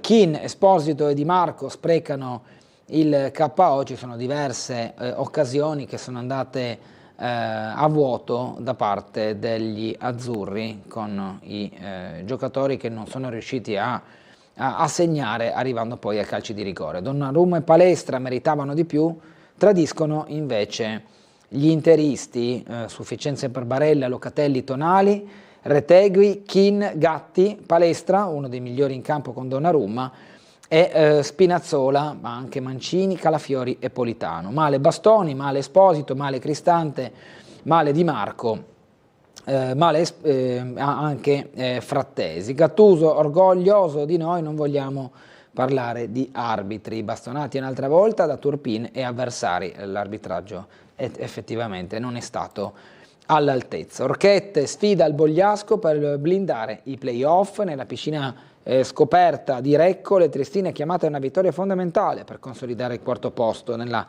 A1 femminile. Le semifinali di Eurocup 2026, sabato 11 aprile, ci sarà la gara d'andata in Spagna. Triestina retrocessa ma con goleade record. Dopo il 5-2 all'Albino Leffe è arrivato il 5-0 alla Virtus Verona. Da 26 anni l'Unione non realizzava 2 vittorie così larghe. Si affida semplicemente alla statistica, perché poi per il resto l'annata è stata negativa, per quanto soprattutto condizionata dalle penalizzazioni e dalle questioni societarie più che di campo. Selezioni internazionali, gli Ilca dei club triestini sul podio più alto con Ferluga dell'Adriaco per quanto riguarda la vela. Ai tricolori juniores di A2 argento di Filippo Armano per quanto riguarda la disciplina judo. Da Kaká gol con il Kras, la nuova vita di Marks Barisic. Dopo oltre 200 match con i professionisti, l'attaccante ha scelto l'eccellenza. Alla primavera del Milan le emozioni più grandi. A Repen sto rinascendo. Il capodistriano ha giocato in B e C con Catania, Messina e Fidelisandria. Qui Marco Facchin lo intervista e racconta i dettagli di questo giocatore che è riuscito anche ad avvicinare i grandi del calcio internazionale quando era più giovane. Torneo delle Regioni, oggi quarti di finale con 3 squadre del Friuli Venezia Giulia. Siamo arrivati al termine del quotidiano, abbiamo però ancora il tempo per potervi mostrare alcuni servizi. Andiamo dunque a fare il punto su quelle che sono le situazioni scolastiche, perché ieri c'è stato un affondo politico da parte della consigliera del Partito Democratico Rosanna Pucci per quanto riguarda lavori non conclusi o avviati male per quanto riguarda gli istituti scolastici cittadini. Andiamo a vedere. Va rilevato che l'attuale amministrazione non pianifica per tempo gli interventi dell'edilizia scolastica, ma interviene con l'urgenza, con interventi tampone. Riparte all'attacco la consigliera del Partito Democratico Rosanna Pucci sui lavori mai eseguiti seppur promessi nelle scuole triestine e porta gli esempi del giardino della Dardi e del ripristino del muro di cinta della Laghi a Campanelle, ma anche del livellamento del piazzale d'accesso pieno di pozzanghere quando piove alla sede provvisoria del Molo IV che ospita la Stuparic, per poi sollecitare la giunta di piazza e gli assessori competenti sui pesanti ritardi in alcuni interventi, come la rimozione dell'amianto dai pavimenti alla Pittoni, che presenta anche il problema di un solo bagno per circa 120 bambini. È stato messo un finanziamento di circa 200.000 euro e speriamo che questo intervento sia pronto, cioè sia fatto entro settembre 2026 per poter far rientrare in sicurezza tutti i bambini. Segnalate anche le porte a vetro potenzialmente pericolose alla Umberto Saba. Qui ci sono dei vetri potenzialmente pericolosi che sono nelle porte dei corridoi, sono anche contrassegnate con nastri rossi e quindi vanno sostituiti immediatamente. Poi c'è il caso eclatante del ritardo del cantiere della Saurus Pacini. La consigliera intende dunque dare una scossa all'esecutivo sull'edilizia scolastica. È evidente che l'attuale amministrazione è in affanno, è in difficoltà, quindi la invito a un cambio di passo proprio per il bene dei cittadini. Cronaca ora, ci spostiamo in via Baiamonti, è successo un allarme da parte, anzi non in via Baiamonti, si tratta di, sì, dovrebbe essere via Baiamonti, è successo, è scattato un allarme per un uomo che è stato visto armato. Sentiamo il servizio. È sceso in strada con la pistola in pugno per spaventare un gruppo di ragazzini che a sua detta stavano armeggiando attorno al suo scooter parcheggiato lungo via Baiamonti. In loro difesa è intervenuto un giovane pakistano che a sua volta si è visto puntare addosso il revolver dal quarantenne triestino. Spaventati dal parapiglia animatosi lungo l'arteria periferica, alcuni residenti nei condomini sovrastanti che hanno visto dalle finestre il soggetto con l'arma in pugno hanno chiamato il 112.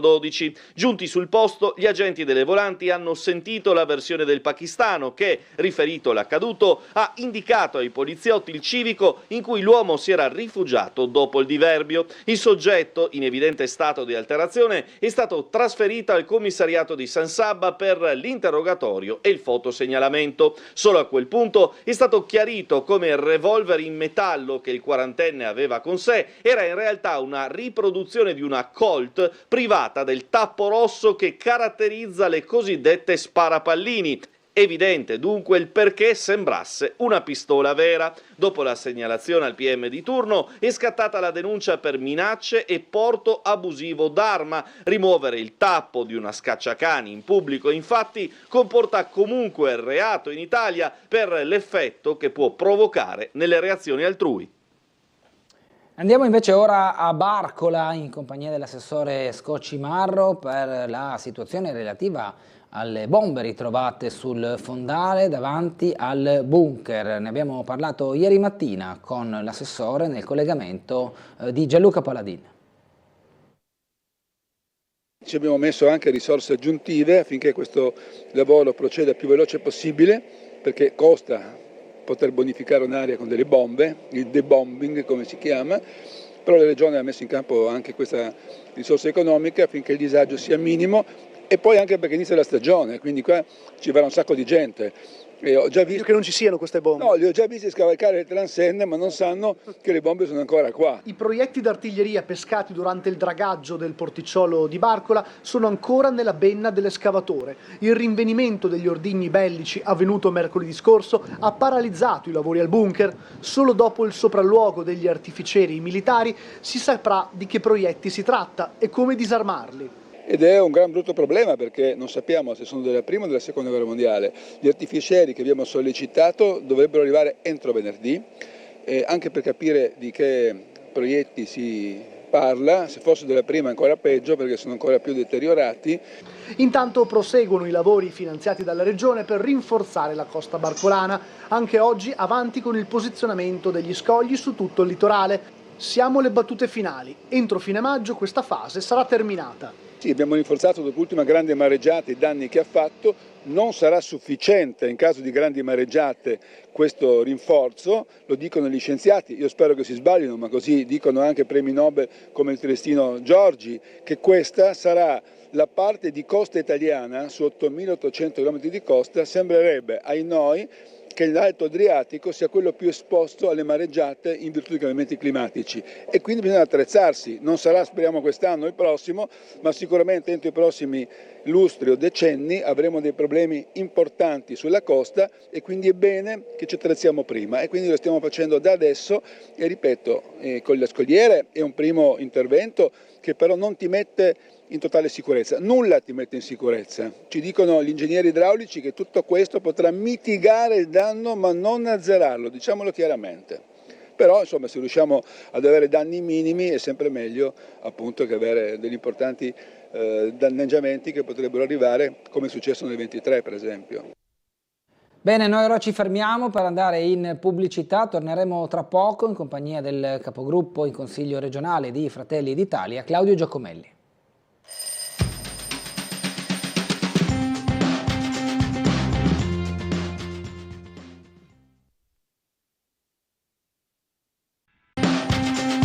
Ben ritrovati in diretta con Sveglia Trieste, sono le 8 e circa 10 minuti di mercoledì 1 aprile in compagnia del capogruppo di Fratelli d'Italia in Consiglio regionale Claudio Giacomelli, buongiorno, ben ritrovato. Buongiorno, grazie dell'invito, buongiorno a tutti. Lei ha visto ieri l'Italia?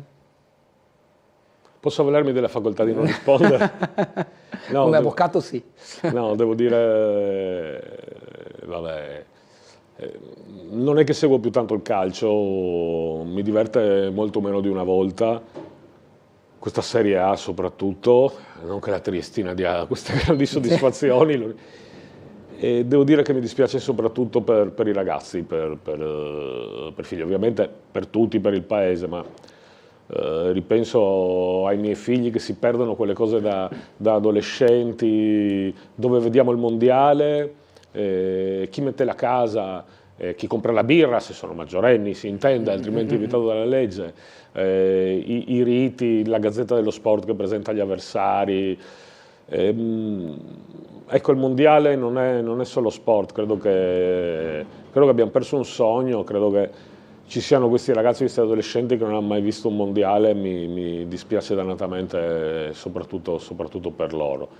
Il calcio italiano è in tutta evidenza malato, una Serie A sempre meno divertente, sempre meno appetibile, sempre più costosa, con sempre meno giocatori italiani, perché ieri l'Italia Under 21 è andata molto bene. In questi 12 anni abbiamo vinto trofei continentali e anche a livello mondiale ottimi piazzamenti con l'Under 17, l'Under 19, con l'Under 21. Poi sti ragazzi italiani non giocano mai, compriamo una valanga di stranieri e non voglio fare il sovranista del pallone, però è un dato di fatto che questo sulla nazionale impatta, vedo una valanga di giocatori, non so manco chi sono, non è che riesco a ricordarmi più le formazioni a memoria, manco riesco a leggere i nomi di questi qui, abbiamo gli altri campionati in cui uno a 21 anni non è nemmeno un giovane, in Spagna un giovane spagnolo di 21 anni non è un giovane. E vedere l'Italia nei settori giovanili o i giovani under 21 che va così bene, vedere regolarmente la nazionale che va così male, ecco, è proprio un dispiacere, ma ripeto, proprio pensiero ieri sera è andato ai miei figli, perché è bello vedere tutti insieme la nazionale, anche le persone che non guardano mai il calcio si mettono a tifare, diventa un rito collettivo e se lo sono perso. Il prossimo mondiale, se ci andiamo, avranno 20 anni o giù di lì e quindi è andata. A me pare comunque incredibile che chi presiede questo calcio ieri non si sia dimesso e abbia detto non mi dimetto, il 72enne Gravina ha detto non mi dimetto, vediamo cosa decide il Consiglio. Per me è una cosa incomprensibile. Condivido il suo pensiero, Giacomelli. Lei l'ha vista la partita? Sì, l'ho vista. Poi ho perso un po' del secondo tempo perché mia figlia reclamava il papà per andare a dormire, anche se era già tardi, ma l'ho vista e ho visto i supplementari, ho visto quelli sciagurati rigori, calciati uno alto e uno sulla traversa e basta, insomma. E ho spento come di stizza. Sì, purtroppo ho detto, vabbè, non è un pesce d'aprile, purtroppo non è un pesce d'aprile. Non era un pesce d'aprile, no, anche perché ieri non era il primo, quindi fosse stato il primo potevamo sperare che fosse uno scherzo, invece non è che. Chissà se oggi c'è qualche scherzo a livello. Già ho visto una pagina della Gazzetta Italia ripescata, ovviamente fintissima fatta con qualche artifizio. Non si possono fare scherzi sui sentimenti. No, infatti sarebbe crudele. C'è una mail, dice: caro consigliere Giacomelli, una cortese domanda, non capisco, vorrei mi spiegasse lei, ma anche nel suo ruolo politico nonché da avvocato, viene condannato il sindaco di Preone causa la morte accidentale di De Paoli, un volontario della protezione civile. Si liberano ragazzi dai centri sociali che si sono scontrati con la polizia, sfasciato vetrine perché sono giovani, devono studiare, grazie e buon lavoro. Quindi 2 pesi, 2 misure. Questa è la domanda di Claudio Visintin che ci scrive da casa. Allora, per ciò che riguarda quella condanna a quel sindaco, è veramente un cortocircuito giudiziario di un sistema che dà delle responsabilità infinite nell'ambito del volontariato e di quello che accade. Quindi parliamo di questioni di protezione civile, che rischia effettivamente di uccidere una protezione civile che in questa regione è un fiore all'occhiello. Adesso, come si sa, a livello romano, a livello governativo, si è fatta una legge per proteggere anche da questo tipo di responsabilità coloro che vanno, i nostri volontari e i capisquadra. Speriamo quindi di riuscire a bloccare questo cortocircuito. Per ciò che riguarda i centri sociali, quei ragazzi, il fatto che sia stato annullato anche il DASPO urbano a quelli che avevano devastato la stazione di Milano, ecco, di giustizia abbiamo talmente parlato negli ultimi mesi che adesso faccio fatica.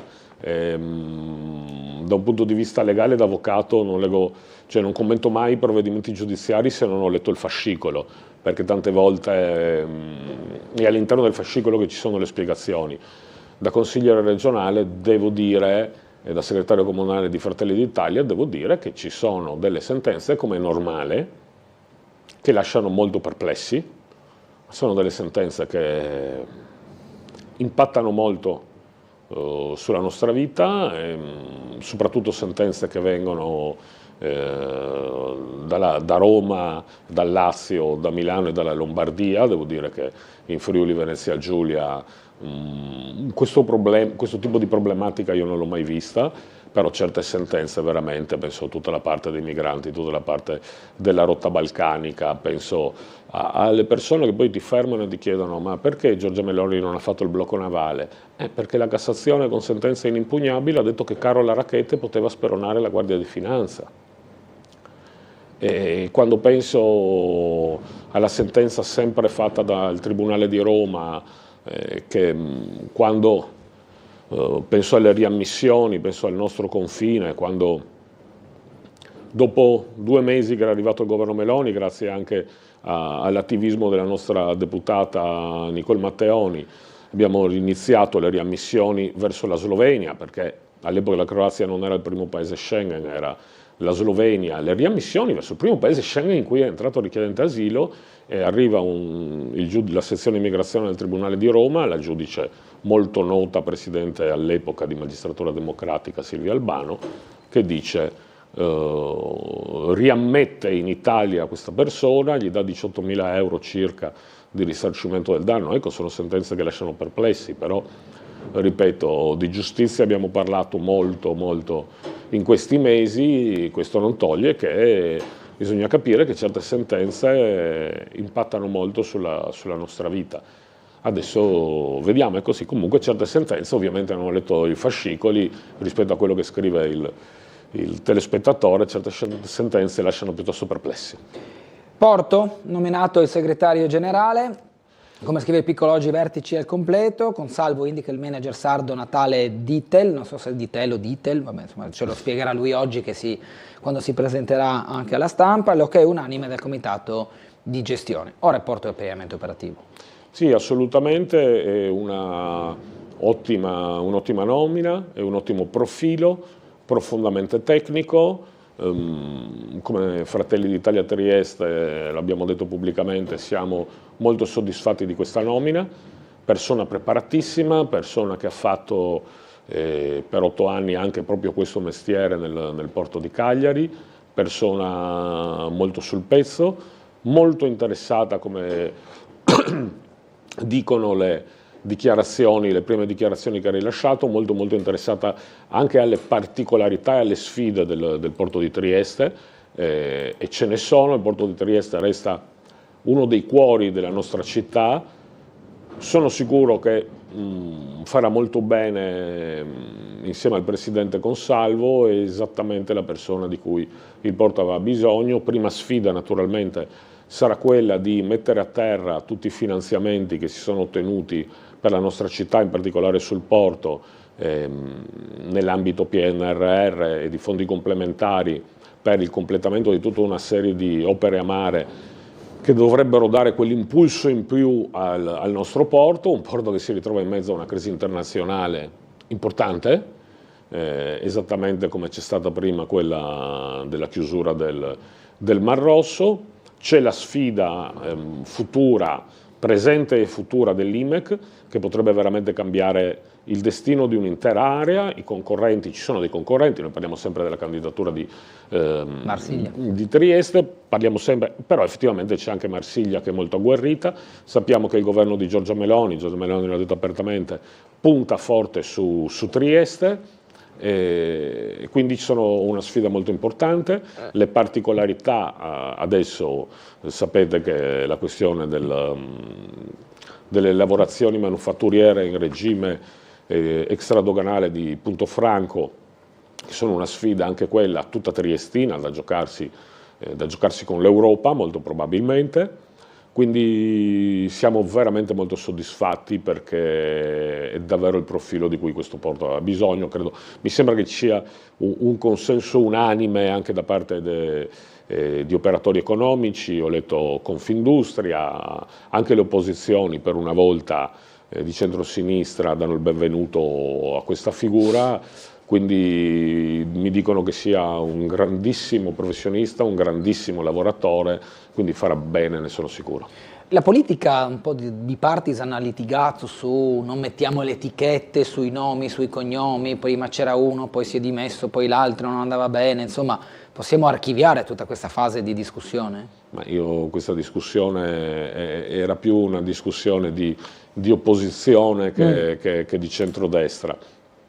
Si trattava di trovare il profilo migliore. Poi insomma sappiamo come il centrosinistra oggi come oggi è di base no a tutto. Il fatto che abbia accolto bene questa nomina, insomma, è un conforto in più, non è una questione di etichette, è una questione di...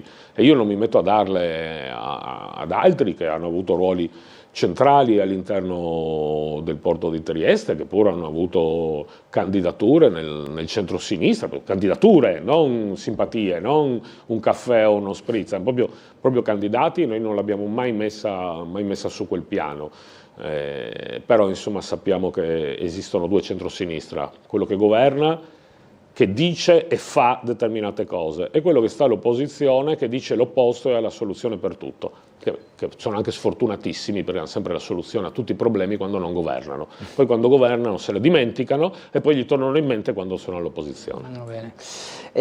Leggo una mail che dice: buongiorno, dopo essere stati paladini della libertà di scelta dei cittadini, ora Fratelli d'Italia si appresta a proporre una legge elettorale con le liste bloccate. Cosa vi ha fatto cambiare idea? Saluti, Vadim.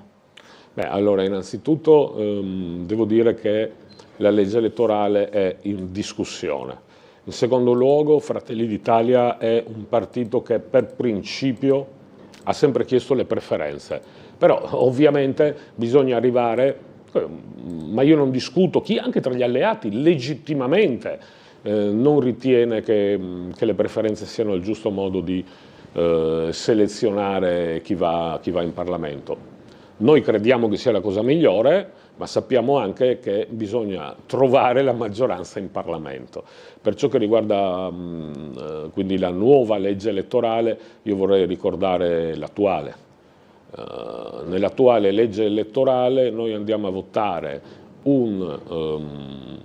uninominale, quindi ci ritroviamo un nome per la coalizione che sta, e c'è solo quel nome che si può votare, più abbiamo un listino effettivamente bloccato. Quindi non mi si dica che oggi ci sono le preferenze, c'è la possibilità di scelta. Con il sistema elettorale che abbiamo in questo momento non c'è. Penso a un elettore del Partito Democratico che arriva, ma nell'uninominale è toccato a un grillino, per cui uno del PD deve votare per forza Beppe Grillo, o viceversa, Beppe Grillo non più. Uno del Movimento 5 Stelle deve votare il PD, un leghista si trova a votare un nome che è di Forza Italia, uno di Forza Italia, uno di Fratelli d'Italia, quindi non mi si dica che oggi c'è un sistema a preferenza, perché non c'è. E quindi diciamo si cerca di fare la cosa meglio possibile. La cosa centrale è fare la governabilità, guardate, perché di governi tecnici, grandi coalizioni, non credo che possano prendere le scelte giuste per il Paese. Quello di cui c'è veramente bisogno, e anche di più rispetto alle preferenze, e lo dico con tutto che noi le preferenze le chiediamo e le chiederemo se avremo una maggioranza parlamentare per portarle avanti, quello che conta è che sarebbe bello il giorno dopo, quando si commentano le elezioni, sapere chi ha vinto e sapere chi farà il Presidente del Consiglio dei Ministri. E questo richiede un sistema elettorale che dica il giorno dopo chi ha vinto. Dopodiché si vedrà, perché ovviamente non sono in Parlamento, vediamo, bisogna cercare le maggioranze in Parlamento e vedremo che cosa si costruirà. Un'altra mail dice: il problema degli arrivi della rotta balcanica di clandestini nella realtà non esiste. Dico questo in quanto Mattarella, in un'intervista fatta 6-8 mesi fa, disse che il confine di Trieste è il confine più aperto dell'Europa. Un'assurdità il tutto, ma è così purtroppo. La rotta balcanica esiste comunque, sì. Non possiamo negarla, ecco. No, allora la rotta balcanica esiste. La rotta balcanica è un problema sociale, cittadino, urbanistico, di sicurezza, tutto quello che può venire in mente. Non so che cosa il Presidente Mattarella intendesse. Devo dire che a Trieste, francamente, io lo dico sempre, quindi la capacità di accoglienza è esaurita. Quello che si sta cercando di fare, anche con i tanti controlli, abbiamo i controlli ai confini che sono spesso molto criticati. Devo dire, anch'io, quando hanno iniziato i controlli ai confini, dicevo, ma con un confine così lungo, boscoso, come sarà possibile? Però devo dire che in questa fase i numeri dicono, non lo dice Fratelli d'Italia, la Lega o il PD, lo dicono i numeri della prefettura, ma lo dicono anche i numeri delle associazioni dell'accoglienza, Linea d'Ombra, ICS, Schiavone, Caritas, chi vogliono i telespettatori. Gli arrivi sono dimezzati.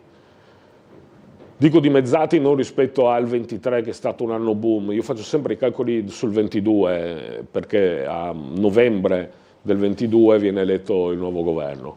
Si sta cercando centimetro dopo centimetro di bloccare questa rotta. No, non siamo riusciti con la bacchetta magica a chiuderla, l'abbiamo dimezzata. La verità però è che Trieste era già piena, per cui anche quando io vedo questi numeri, certo che penso che siano positivi, ma la verità è che c'è bisogno di vedere questo riscontro nelle nostre strade, nei nostri quartieri, in determinate zone. Riusciamo a collocarne fuori Trieste molti, ogni settimana dei trasferimenti, ma i risultati ancora non ci bastano, si sta lottando centimetro per centimetro. C'è un nuovo fenomeno che andrebbe veramente studiato, ossia noi abbiamo tutti i nostri controlli che guardano verso est. Ma quando si va in Portovecchio, adesso si fa molto bene a sgomberarlo e chiudere i magazzini, si scopre una specie di rotta da ovest che risulta francamente incomprensibile. Ricordo tra l'altro, a parte dal lato goriziano, dal Friuli, dal Veneto, ma perché vengono a Trieste? Proprio Tele4, in uno degli ultimi sgomberi del Silos, ha intervistato, ricordo un migrante, tra l'altro sono sempre tutti che dicono io proprio oggi avrei avuto il foglio, proprio quel giorno lì, ma va bene, e avete intervistato una persona che era entrata a livello polacco, poi era stata in Belgio, poi ricorderà Gullotta è stata in Francia, poi in Francia l'hanno buttato fuori e lui viene a Trieste. E io mi domando, in carcere anche. Se entra a Ventimiglia per entrare in Italia, però non si ferma in Liguria, non si ferma a Genova, non si ferma in Piemonte, non si ferma a Torino, non si ferma a Cuneo, non si ferma in Lombardia, non si ferma a Milano, non si ferma a Varese, non si ferma a Bergamo. Entra probabilmente in provincia di Verona, non si ferma a Verona, non si ferma in Veneto. Entra in Friuli Venezia Giulia, non si ferma in Friuli e arriva a Trieste in Portovecchio. Non ha nessuna logica. Che cos'è che li attira a Trieste? Ecco, mi piacerebbe saperlo, mi piacerebbe che magari forse accadrà, anche le autorità competenti controllino dentro queste vicende, però ripeto, si sta facendo tutto quello che ci è consentito dalla legge e lasciatemelo dire, da alcune sentenze che ci hanno un po' tagliato le gambe.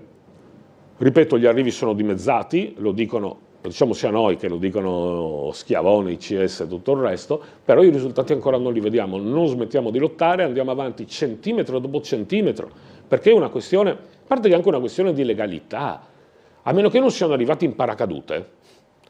Queste persone hanno attraversato altri paesi Schengen, per cui è chiaro, io mi arrabbio solo quando il centro-sinistra ci dice avete fallito, sì, ma sappiano i triestini quali sono le proposte che fanno loro.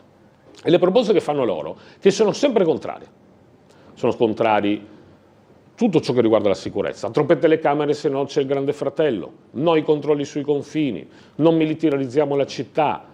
Propongono di aprire nuovi centri di accoglienza senza dire dove però, lo dicono in via Flavio Gioia, certo, perché la zona della stazione non è già intasata, non c'è già Piazza Libertà dove vengono raccolti dalle associazioni dell'accoglienza che li portano in Piazza Libertà, il centro Caritas, San Martino al Campo, altri centri che ci sono in via Sant'Anastasia, no, dobbiamo aprire un altro e non dicono mai.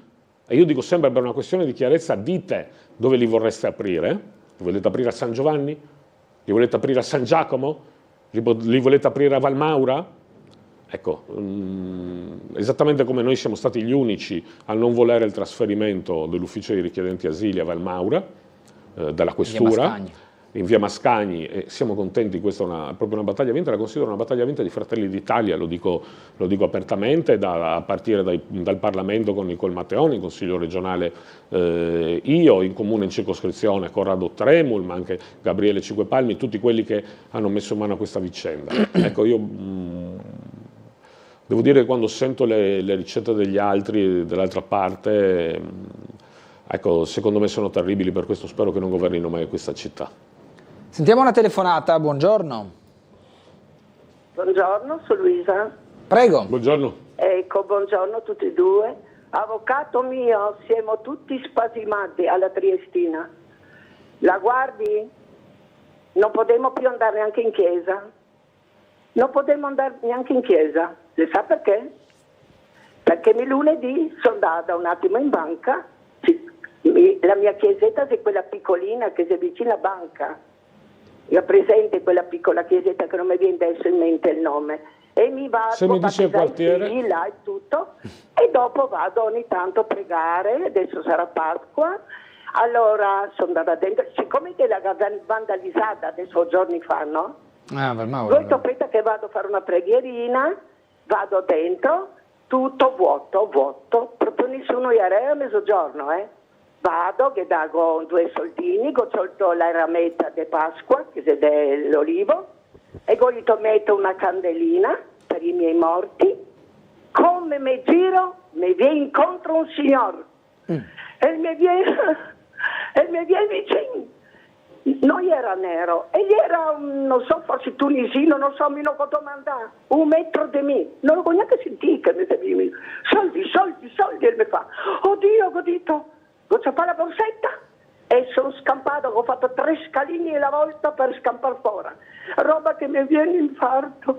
Come se poi in chiesa a fare queste cose, la gente va a pregare e non ti sono sicuro neanche in chiesa. È una vergogna, non potevo più vivere. E che capire avvocato mi con la nipote che studia magistratura del quarto anno, che ho detto cancellite della che i magistrati oggi non sa niente, e ci sono ingiusti certi, non tutti. Ecco. E mi fa strano che ha vinto il sì, me veramente che ha vinto il no, mi fa tanto strano, qua deve essere qualcosa che mi sia. A mio figlio che ha portato via il portafoglio, parlo 2 mesi fa, e se andai a un bar vicino al mare con l'amico e che va il compleanno, come che cava il capotto, che porta il portafoglio sul tavolo, tutto un colpo, dum, una ragazza che lo porta via. Meno male che era sportivo, che si è corso prima la beccata, bloccata. Meno male. E c'è i carabinieri e cosa l'ha fatto lei perciò che lo molli? La che ha buttato tutti i documenti per strada. La che avrà pensato, ma il mulo se ingruma i documenti me molla. E invece mio figlio la teniva. Ferma che ha detto, la che dava piade anche sa dove. E mio figlio la teneva, siccome che sei anche sportivo, gli ho fatto anche carabinieri, va bene. E i carabinieri che ha detto la solita, puff, in macchina. E la gente, tante volte diciamo che la gente non è brava, e che ha ingrumato tutti i documenti e che li ha dati in mano. Ieri ho parlato con la mia amica, e mi ha detto con la mia amica, l'altro ieri che ha rubato il portafoglio della borsetta. 2 dell'ore, la si chiama Illiria, 2 dell'ore che ha portato l'altro ieri la borsetta, il portafoglio della borsetta, non la si è neanche accorto.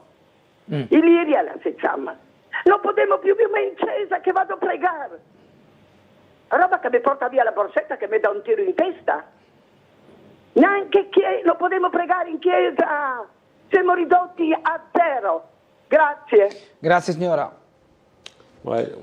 Devo scegliere attentamente le parole che dirò, perché l'idea di una persona che prova a rubare, non voglio dire anziana, ma non sembrava giovanissima, dalla voce in chiesa, ecco, sceglierò bene le parole perché, insomma, diciamo, è un tipo di personalità che dovrebbe essere buttata fuori da questo paese.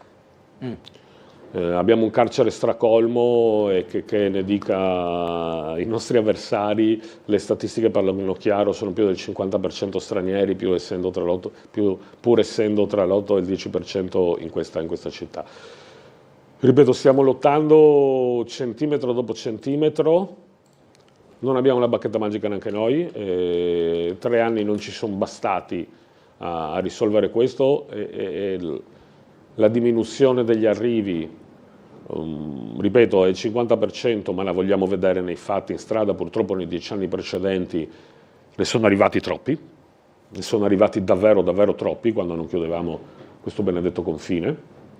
Per ciò che riguarda, hanno ad oggi, a quello che pare, il controllo della droga. Per ciò che riguarda i maggiorenni, devo dire che i reati peggiori statisticamente li fanno tra loro. Non che questo ci consoli, perché quando si sono inseguiti con un macete in mano sotto la scuola media che frequentava mio figlio, non è che il fatto che si affettassero tra loro mi rassicurasse molto.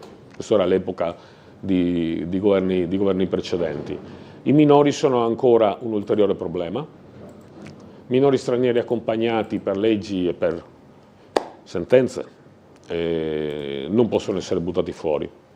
All'altro anno circa il 40% però dei minori stranieri non accompagnati che ci sono in questa città non erano di competenza del comune di Trieste, bensì di comuni lombardi, in particolare del comune a guida centrosinistra di Milano, perché poi è facile parlare di inclusione, solidarietà e poi mandarli a Trieste. Che è successo? A Milano sono arrivati i profughi ucraini, i minorenni ucraini. Abbiamo scoperto l'Italia 2 fenomeni. Uno, abbiamo visto bambini, perché chissà perché quando arrivano in Italia sono sempre di 17 anni a Trieste, sempre 17.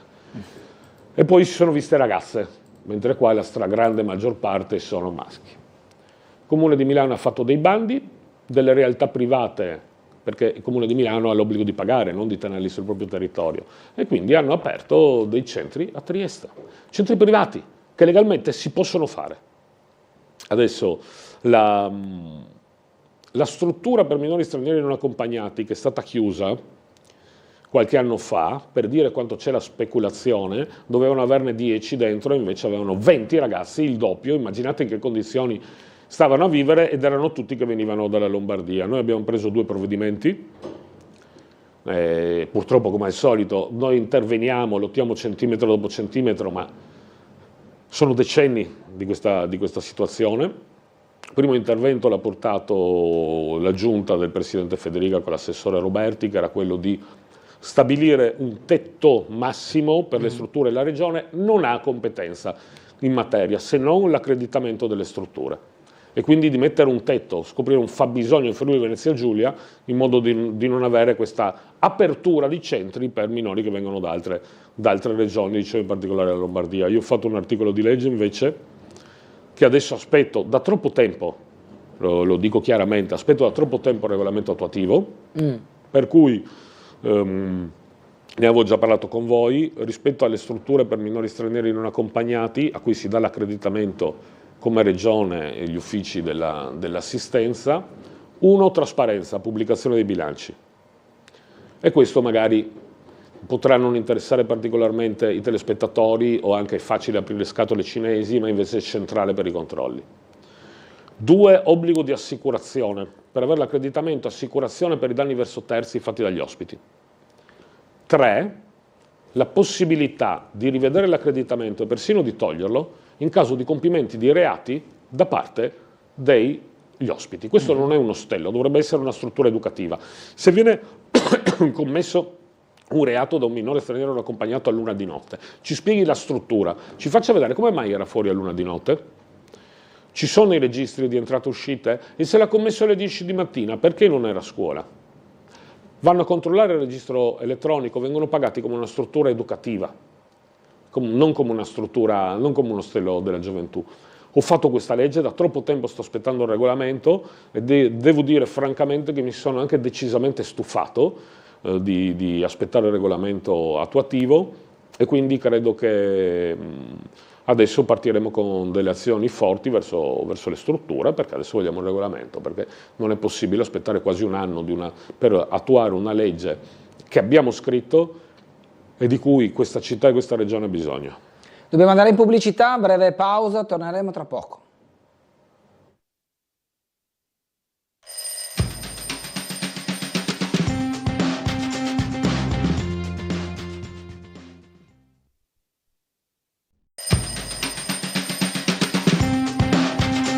Ritorniamo in diretta con Sveglia Trieste, sempre in compagnia di Claudio Giacomelli, consigliere capogruppo di Fratelli d'Italia in Consiglio regionale e segretario comunale proprio di Fratelli d'Italia. Sentiamo una telefonata, buongiorno. Buongiorno, pronto? Non abbiamo nessuno in linea. C'è una mail che dice che concordo con la signora che ha appena chiamato, vergognosamente ha vinto il no ha vinto. Ogni giorno sempre più delinquenza, violenza, integrazione tanto voluta dalla sinistra. Non so dove andremo a finire, ringrazio e buona giornata. Un'altra mail dice bivacco, sagrato, chiesa Sant'Antonio Nuovo, è mai possibile che non si possa fare nulla per cambiare la situazione in continuo peggioramento riguardante i bivacchi sul sagrato della chiesa in oggetto, spesso perpetrati da persone straniere. Il rispetto per i luoghi di culto non meritano attenzione e soprattutto soluzioni immediate per decoro urbano e rispettoso solenne riguardo verso la chiesa. Un po' di punteggiatura farebbe. Per ciò che riguarda il referendum, gli italiani hanno scelto. Noi non siamo come certi radical chic che quando perdono dicono gli italiani non hanno capito, gli italiani hanno torto. Gli italiani hanno deciso, gli elettori hanno sempre ragione. Ci sono stati senz'altro degli errori di comunicazione. Resto convinto che sarebbe stata una riforma di cui il Paese aveva bisogno. Evidentemente è colpa nostra che non siamo riusciti a spiegarlo, non siamo riusciti anche a, lo devo dire, dalla parte del no ci sono state delle autentiche falsità, insomma, perché nessuno voleva fare una dittatura in Italia, né la Corte Costituzionale lo avrebbe permesso. nessuno voleva sottoporre al controllo politico la magistratura, è andata così, la colpa è solo nostra, perché quando si perde bisogna dirlo, la colpa è solo nostra, non siamo riusciti a smontare evidentemente questo tipo di narrazione, non siamo riusciti a spiegare le ragioni di una riforma che secondo me era estremamente valida, però gli italiani hanno deciso, hanno avuto ragione loro e adesso bisogna assolutamente andare avanti. Certo, a volte, come dicevo prima, alcune sentenze non piacciono, risultano, com'è che dice Giorgia Meloni, singolari, ecco, singolari, con una scelta di termini molto, molto particolare, ma insomma molto, molto calzante. Ripeto, qui noi è chiaro che non siamo soddisfatti. In tutta Italia, prima ho parlato della rotta balcanica, la rotta mediterranea è diminuita del 60%, mentre qualcuno ci accusa assassini, perché non andiamo a prenderli noi sulle coste. Abbiamo portato la questione in Europa, quindi la rotta mediterranea è diminuita del 60%. Purtroppo quando per 10 anni entrano, perché abbiamo avuto un inizio di fortissima pressione, soprattutto a partire dal 2012-2013, quando entrano per 10 anni tornano indietro è difficilissimo. Poi abbiamo adesso il ministro Piantedosi, abbiamo un record di assunzioni di forze dell'ordine, ci dicono perché non ne assumete di più. Questo governo ha il record di assunzioni, si va verso 43.000, proprio adesso Piantedosi, il ministro dell'Interno, ha annunciato che con i fondi dei beni sequestrati si può arrivare ad altre 23.000 assunzioni. Ci troviamo in un momento in cui, dopo una carenza storica di assunzioni in tutto il comparto pubblico, c'è stato tutto il periodo a partire dagli anni 90 in cui pareva che il comparto pubblico fosse inutile, che solo il privato potesse essere la soluzione di tutti i problemi. Abbiamo un'età media altissima e per quanto si abbia il record di assunzioni, ecco, l'età media è talmente alta che stare dietro ai pensionamenti è il problema. Per cui anche se il record di assunzioni, gli organici continuano ad avere buchi. Sì. È un lavoro, non si torna indietro, non c'è la bacchetta magica, è un lavoro che si fa giorno per giorno. I numeri non è che possono soddisfarci, non possono soddisfare la signora quando va in chiesa, non possono soddisfare me quando mia figlia va a Roiano e passa in autobus in Piazza Libertà. Ecco, ci dicono solo che stiamo procedendo duramente, lentamente, con tutte le opposizioni di vastissimi strati della società civile, verso la direzione giusta. Questo ci dicono i numeri e ci dicono assolutamente di non mollare e spero dicano anche agli italiani che la risposta per questo paese non sono Conte, Schlein, Landini, Ilaria Salis, e che la risposta, ai triestini, che la risposta per questi problemi contro cui stiamo lottando non è certo un centro-sinistra che parla solo di apriamo nuovi posti, ci vuole integrazione, ecco, questo è il loro mantra, ma integrazione di che? La cosa che mi fa più arrabbiare è quando si parla, ma Trieste ha una grandissima tradizione multiculturale. Certo che Trieste ha una grandissima tradizione multiculturale, ma erano persone che venivano a lavorare, erano i serbi che costruivano i nostri palazzi, erano gli imprenditori greci che hanno tirato su una crescita portuale che poi lasciavano. Andate a vedere i palazzi di Trieste, le istituzioni benefiche, sì, troverete sempre le targhe degli imprenditori della comunità greca che hanno come cultura di lasciare sul posto che gli ha dato fortuna parte della loro fortuna. Questa era la Trieste multiculturale, non era quella che stava seduta per terra in Piazza Libertà con l'iPhone. E poi la seconda cosa che mi fa imbestialire, e ne dobbiamo subire anche di queste, le accuse di razzismo. Ma razzismo dove? Quando ci si sta opponendo con le unghie e con i denti a un'immigrazione, cercando diminuendola, ma cercando disperatamente di tornare indietro. Ma qualcuno ha mai sentito dire una parola da parte del centrodestra triestino contro la comunità cinese? No, perché se uno è razzista, ce l'ha pure con la comunità cinese. Mai una parola. Sono imprenditori che lavorano che si impegnano, con i figli a scuola, che fanno il possibile e nessuno ha mai da dire una parola su di loro. Allora non è che siamo razzisti. Dire che oggi c'è nel giro della droga afghani e pakistani non è razzismo. Va bene, oggi siamo partiti con l'Italia che non va ai mondiali. E questo ha già girato le scatole. E poi è un crescendo quindi, ripeto, stiamo facendo il possibile. Giornata difficile. Sentiamo una telefonata, buongiorno. Buongiorno, mi chiamo Riccardo Alessi, chiamo da Ruda in provincia di Udine, sono un consigliere comunale. Volevo fare un intervento riguardo appunto ai minori stranieri, che in Italia al 2025, un dato che trovate ufficiale, sono circa 17.000 stranieri minori. Il 56% delle segnalazioni per quanto riguarda appunto il delinquere di questi giovani sono effettuate appunto da questi stranieri. Noi per esempio qui a Ruda abbiamo un centro di accoglienza che è un vero e proprio parcheggio, è stato voluto dalla giunta buona, perché c'è la giunta buona e poi tutti il resto sono cattivi, l'hanno posizionato in una frazione di Ruda dove tra l'altro io abito, e le devo dire la verità che non è bello tornare a casa e vedere ogni 3-4 mesi persone diverse. L'età di questi minori dicono che sono minorenni, ma sono minorenni perché si dichiarano minorenni e perché non hanno documenti. Io le assicuro che se loro sono minorenni io ancora devo nascere.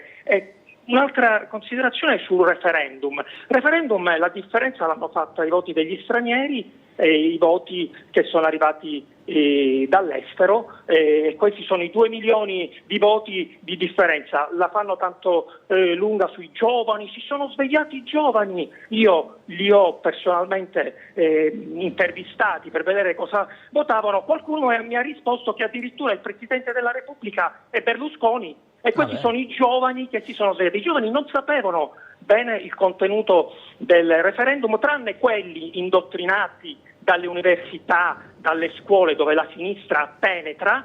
Quelli sapevano che dovevano votare no, non conoscevano il contenuto, ma sapevano che dovevano votare no. L'ultima cosa che volevo dire sulla nazionale italiana, io sono uno degli anni '80 e ho vissuto qualche cosa di straordinario.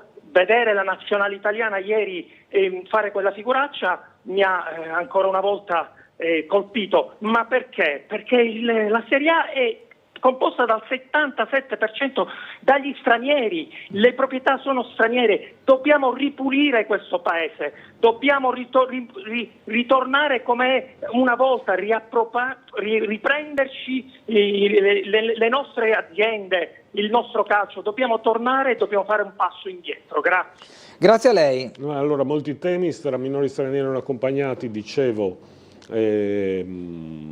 adesso si parlava di statistiche, sono proprio i minorenni che vengono dall'Ucraina che hanno riportato le statistiche. Ecco, se si toglie la statistica degli ucraini dove vediamo anche bambini, ragazze, dall'altra parte effettivamente 17enni maschi, ecco, fondamentalmente. Quindi spero che anche il consigliere si unisca con me quando dico che occorre questo regolamento su una legge che ho scritto e francamente non è diciamo una legge che non è stata impugnata dal governo, perché ovviamente vado a incidere su delle attività economiche private, non è stata impugnata dal governo, quindi è legittima. Qualcuno aveva paura che avesse profili di legittimità, però adesso vogliamo questo benedetto regolamento, spero che il consigliere di Ruda ci venga dietro. Sul referendum, a dire il vero, negli italiani all'estero è andata bene, però è stato un fenomeno in cui c'è stato da un lato il centrodestra e dall'altro il resto del mondo. È stato un momento in cui alla fine hanno contato anche le tensioni internazionali. Io non è che per me i sondaggi sono la Bibbia, però insomma li ho letti, quelli delle analisi post foto, quando intervistavano e dicevano che la stessa questione del caro energia, dell'Iran, tutte queste cose hanno influenzato. Comunque il non era il centro-sinistra. Io non credo che il no, tutti quelli che hanno votato no vorrebbero Giuseppe Conte o Elly Schlein o Ilaria Salis o Landini della CGIL a guidare questo paese. Non lo credo e grazie a questo dormo la notte. E per ciò che riguarda l'Italia, anch'io, io sono degli anni 70 e mi ricordo, non lo so... 85. Quindi ecco, niente mondiali. Per me il mondo si divide tra chi ha visto i mondiali 82 e chi non li ha visti. Quindi chi li ha visti è vecchio come me, chi non li ha visti è giovane come me. Meno male, meno ogni tanto porta a casa qualcosa. I bei tempi dei 2 stranieri, i bei tempi dei 3 stranieri, non si può fare più, anche qui ormai finiamo sempre lì, c'è una sentenza, e la sentenza Bosman non si può fare, però devo dire una cosa. La sentenza Bosman, che il mancato limite di stranieri nel campionato, insomma c'è in tutta Europa. E io vedo che però la Spagna ha un altro movimento calcistico, la Germania ha un altro movimento calcistico, anche loro possono prendere tutti gli stranieri che vogliono. L'Inghilterra ha un altro movimento calcistico con dei proprietari stranieri. Il problema è proprio...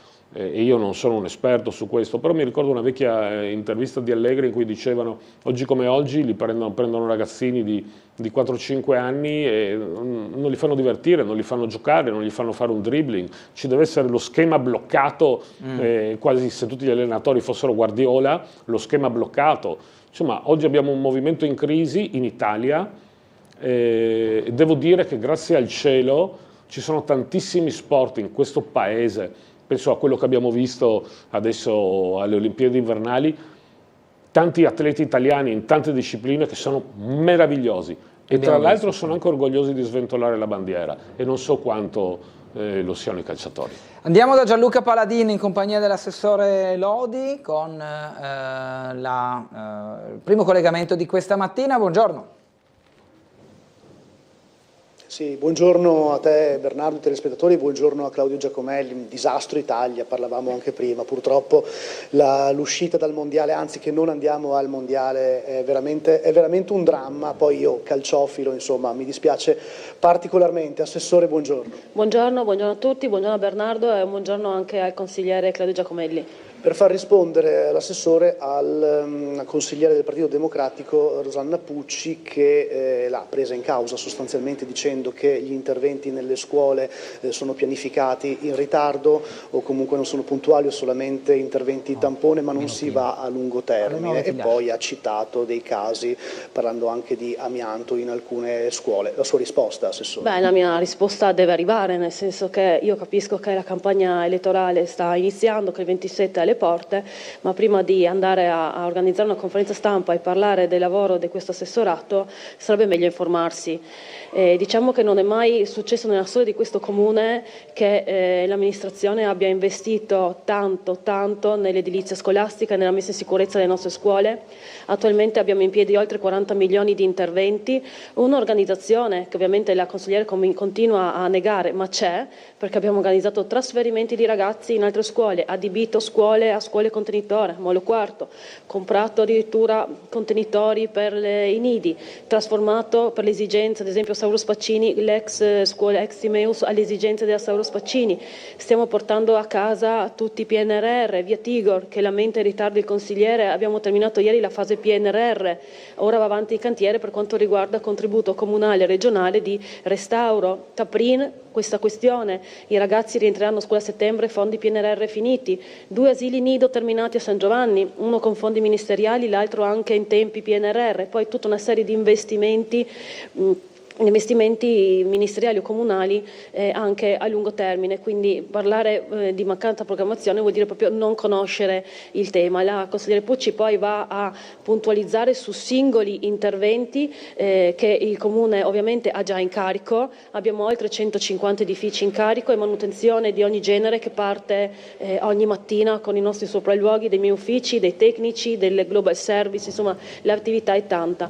Con riferimento ai singoli interventi ci tengo tengo a dire che la scuola Pittoni è anche sbagliato quello che dice, perché non si tratta solo dell'amianto in un'aula, si tratta di un problema al tetto, un progetto già finanziato, già esecutivo, che sta andando in gara. I lavori si vedranno quest'estate.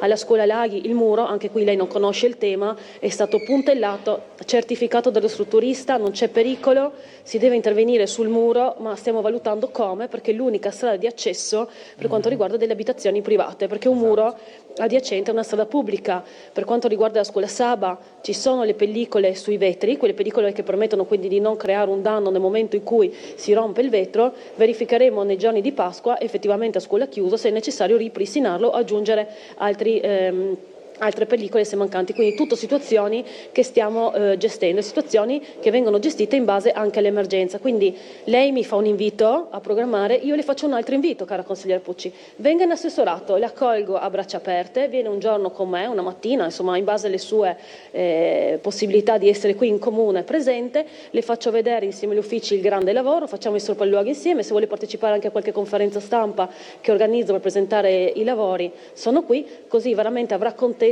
della mole di lavoro che nessuna amministrazione comunale ha mai fatto finora. Beh, non saprei che altro chiedere, quindi grazie all'assessore Elisa Lodi e buon lavoro ovviamente. Grazie a voi, un buon lavoro a Tele4 e anche al collega Giacomelli, grazie. Un saluto. Grazie a entrambi, grazie a Gianluca Paladin, all'assessore Lodi, non ho conto, dovrebbe esserci Enzo Iannacone con loro. Giacomelli, siamo ai saluti perché dobbiamo andare in pubblicità, se vuole dire due parole finali o a commento di quanto ho sentito dall'assessore o altro. Guardate, è sempre facile, c'è sempre qualche consigliere del PD che dice fate 3 scuole, io ne avrei fatte 5, fate 10 strade, io ne avrei fatte 20. Così è facile, così è molto molto facile. Io sfido chiunque del Partito Democratico a spiegarmi quale sindaco di centrosinistra ha fatto di più di Roberto Di Piazza, che ha dedicato la sua vita a questa città, e anche con la giunta, con l'assessore Lodi, con Fratelli d'Italia, con il nostro gruppo, con gli altri assessori. Ecco, io veramente io avrei fatto, dicevo prima, il PD ha una sfortuna bestiale, ha tutte le soluzioni quando è all'opposizione, quando è in maggioranza non combina niente. Ecco, io veramente vorrei vedere la consigliera Pucci che mi dica chi ha fatto di più di Roberto Di Piazza, che ha dedicato la sua vita a questa città e merita rispetto. Grazie a Claudio Giacomelli per essere stato qui con noi, buona giornata e buon lavoro. Buona giornata a voi e a tutti i telespettatori. Ci vediamo dopo la pubblicità.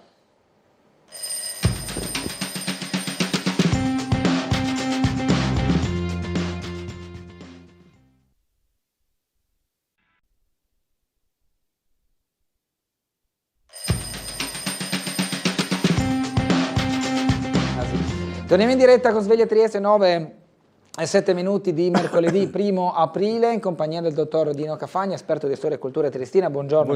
Buongiorno. Dunque, questo è il suo libro, Trieste Curiosa 2, dal quale oggi si estrae un spaccato particolare, quello della rotonda pancera. Bravo, vediamo la figura allora, da che ci siamo. Sì, oggi l'argomento è un po' particolare, no? Parleremo di misteri, di gallerie sotterranee, occulte, di massoneria, eccetera. Vediamo quanto è vero, ecco, nella nostra città. Tra l'altro va sottolineato come Trieste, esiste una Trieste nascosta, una Trieste sotterranea, che i triestini non conoscono poco, ecco. Cioè ci sono delle gallerie, dei cunicoli, delle cantine, eccetera, dove si sono svolti alcuni aspetti anche storici. Alcuni li conosciamo, ecco, non so, le gallerie antiaeree, abbiamo parlato della Klein Berlin, cioè di queste gallerie che sono state tra l'altro costruite circa una ventina durante la guerra, ecco, che qualche volta si possono visitare. I più sono chiuse, sono diciamo così rovinate e così, non sono anche percorribili perché pericolose. Abbiamo perfino delle strutture militari nascoste più o meno, abbiamo perfino un pezzo dell'acquedotto romano che è, da speleologi ovviamente, praticabile. Ecco, quindi c'è una Trieste poco conosciuta e interessante. Oggi vi porto a vedere un palazzo che è molto interessante, che è la Rotonda del Pancera, però che parleremo comunque anche di questi famosi canali così sotterranei, canali occulti, eccetera.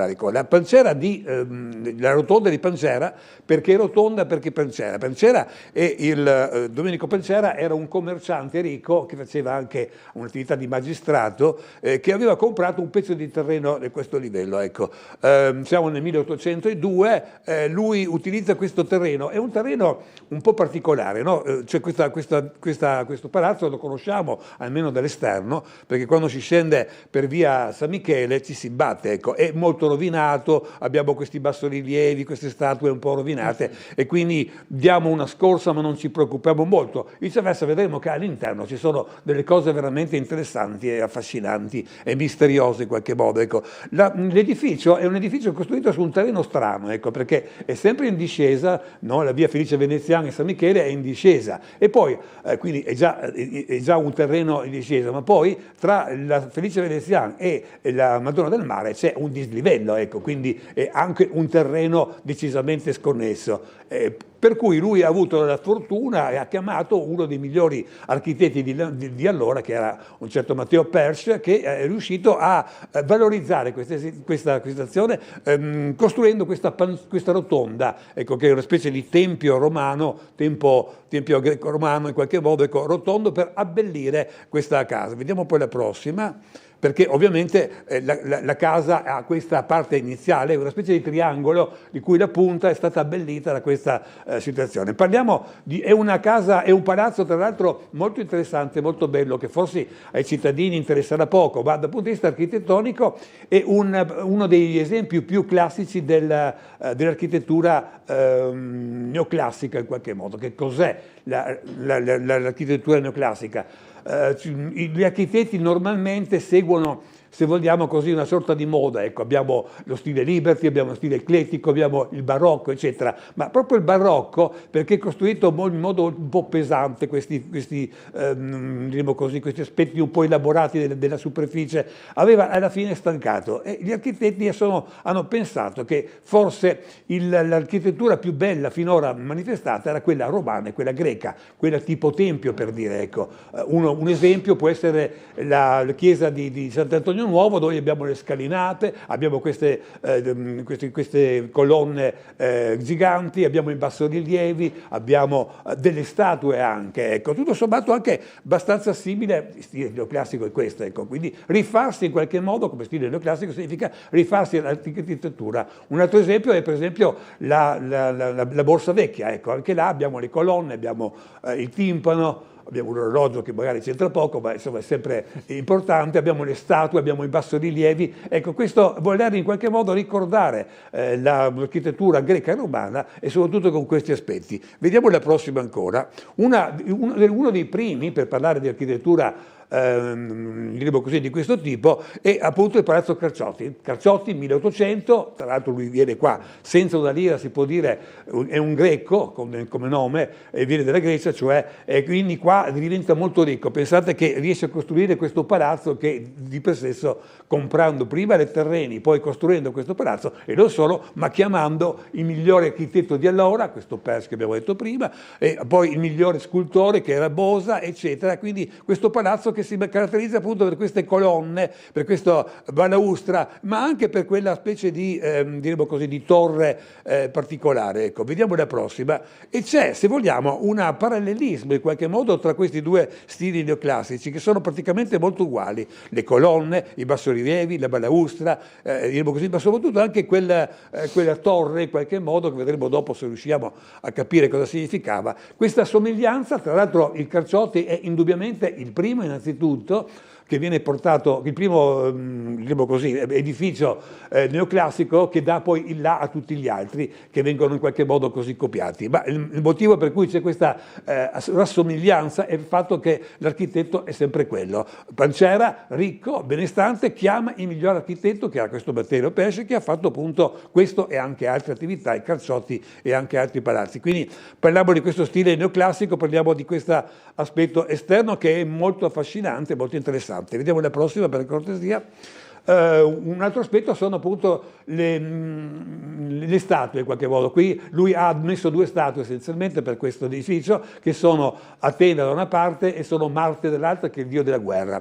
Questo ci permette di sottolineare un particolare curioso. A Trieste le statue di personaggi mitologici sono molto frequenti, mentre in altre città troviamo spesse volte i santi o la Madonna, eccetera, che in qualche modo hanno questa funzione decorativa ma anche protettiva. Ecco, qui troviamo a Trieste molto frequentemente su molti palazzi, ecco, troviamo delle statue mitologiche, ecco, come personaggi come Mercurio, come Nettuno, eccetera, che sono sempre presenti. Perché questo? È molto interessante perché la nostra città ha che in qualche modo possiamo dire ha una seconda rinascita dopo quella romana, attorno al 1719, quando viene Portofranco. Ecco, ricordiamoci che in quel periodo la popolazione triestina è qualcosa come 7.000 abitanti. Mi piace sempre raccontare come 200 anni dopo, quando si è fatto un censimento molto importante, molto accurato, cioè nel 1919 la popolazione è di 250.000, quindi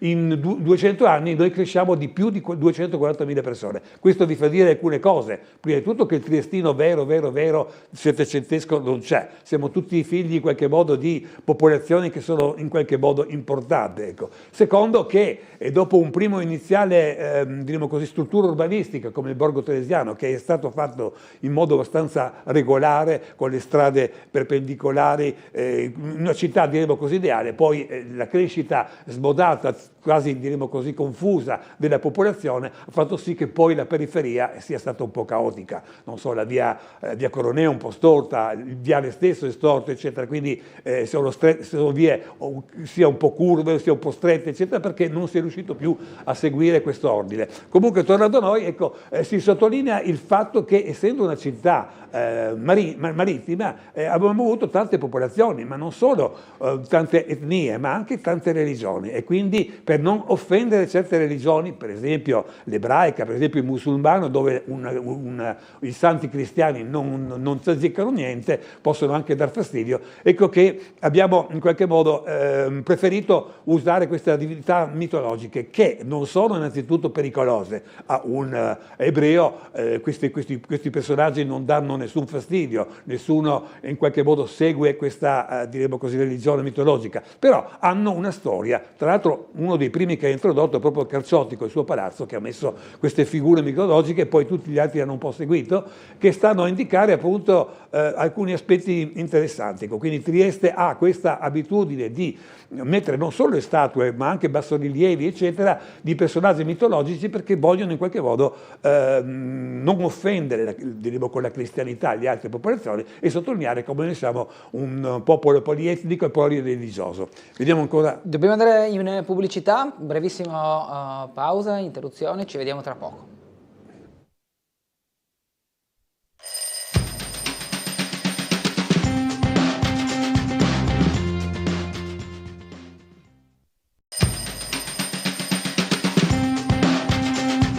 Bene, ben ritrovati con Sveglia Trieste in compagnia del dottor Dino Cafagna, esperto di storia e cultura triestina. Riprendiamo. Sì, volevo sottolineare appunto che questi personaggi mitologici hanno una funzione estetica ovviamente, ma hanno anche un'altra funzione importante, che è quella apotropaica, parola grossa, che significa allontanare il più possibile i malintenzionati, i ladri, la sfortuna, la negatività, le malattie, le disgrazie, eccetera. Quindi hanno questa funzione quasi come i panduri che noi conosciamo, ecco, cioè queste figure messe sulla chiave di volta che hanno una faccia un po' truce, sono dei militari in qualche modo, devono tenere lontano i malintenzionati e anche la sfortuna, quindi ha questa funzione importante.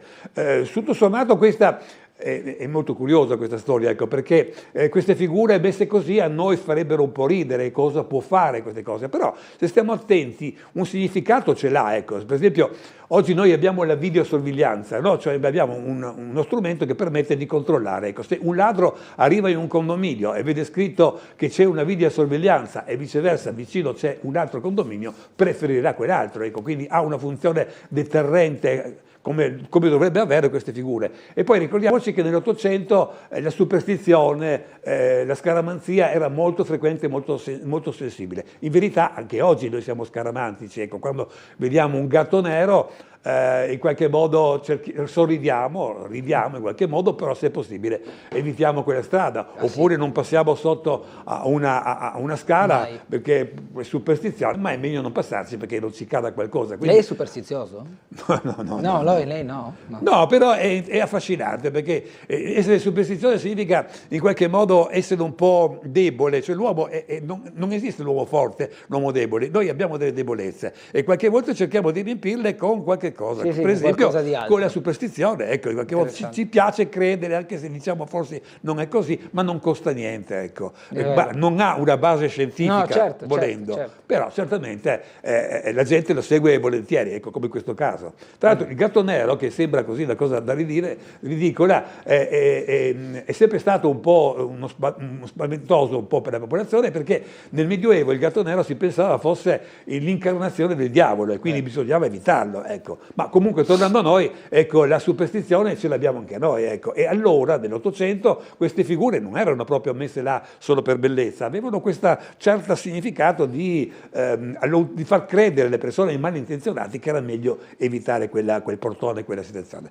Andiamo pure avanti. Un altro aspetto, per esempio, abbiamo detto appunto di questa mitologia che troviamo frequente, lo troviamo anche nei portoni. Ecco, qui abbiamo a destra abbiamo Mercurio, che è il dio del commercio, e a sinistra abbiamo, anzi esattamente no, a sinistra abbiamo Mercurio e a destra abbiamo Nettuno, il dio del mare, che sta a indicare che questa casa è stata costruita grazie al commercio marittimo in qualche modo. Ecco, quindi la mitologia che è presente a Trieste ha un significato molto, molto affascinante, molto interessante. Vediamo pure la prossima.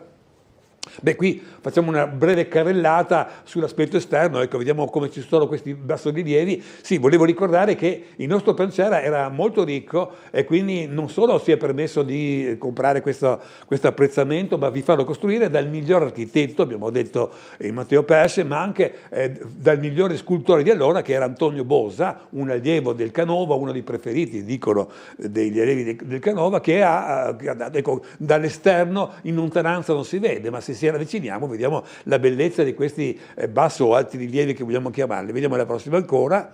Ecco, quindi sempre questi rapporti che si rifanno sempre, essendo neoclassico, alla mitologia, alle storie mitologiche romane o greche, in questo caso romane. E poi ricordavo, sì, che appunto, ma lo vedremo fra poco, ha chiamato anche il migliore pittore del momento, che era Giuseppe Gatteri, la cui famiglia Gatteri ci ricorda la Dia Gatteri, proprio che si rifà a questo pittore molto bravo, uno dei migliori, per cui abbiamo il signor Pancera non si è sprecato, cioè si è sprecato parecchio perché voleva una casa domenicale, una casa molto bella. Vediamo la prossima ancora. Ecco, quindi, ma siamo sicuri che è questa? Prego? Sicuro che è questa? Ce n'è un'altra in mezzo? No, passa avanti allora, passa avanti, vediamo. Ah, ecco, sì, ho sbagliato di metterla. Sì, la parte più affascinante però non è l'esterno, che noi ci passiamo, non siamo importanti, tra l'altro è passato di proprietà, è diventato proprietà di un privato, di una ditta privata, che lo sta rimaneggiando. Tra l'altro mi hanno assicurato che fra giorni toglieranno l'impalcatura perché hanno già recuperato la facciata, quindi sarà una meraviglia da fotografare, da vedere. Ecco, però io vi porto per mano in un posto dove voi non ci siete mai andati, all'interno di questo palazzo che è misterioso, che è affascinante, che parla di cose misteriose come la massoneria, come dei cunicoli nascosti misteriosi. Ecco, la parte più affascinante è quella che vedete qua, praticamente sono le cantine, hanno un aspetto, come vediamo bene, non si vede bene, magari bombato al centro, è una cantina dove si pensa, in verità si è quasi convinti, che ci fosse la massoneria. Qui si trovava la massoneria, che nell'Ottocento era abbastanza così frequente. Perché questo? Perché sia il Pancera sia il proprietario successivo, un certo Maglic, erano dei massoni e quindi avevano l'abitudine di radunarsi nelle case private, nelle case dei propri, diremo così, dei massoni, e che doveva essere però un ambiente chiuso, un ambiente nascosto in qualche modo, come si suppone che al centro si fosse seduto il gran maestro dei massoni.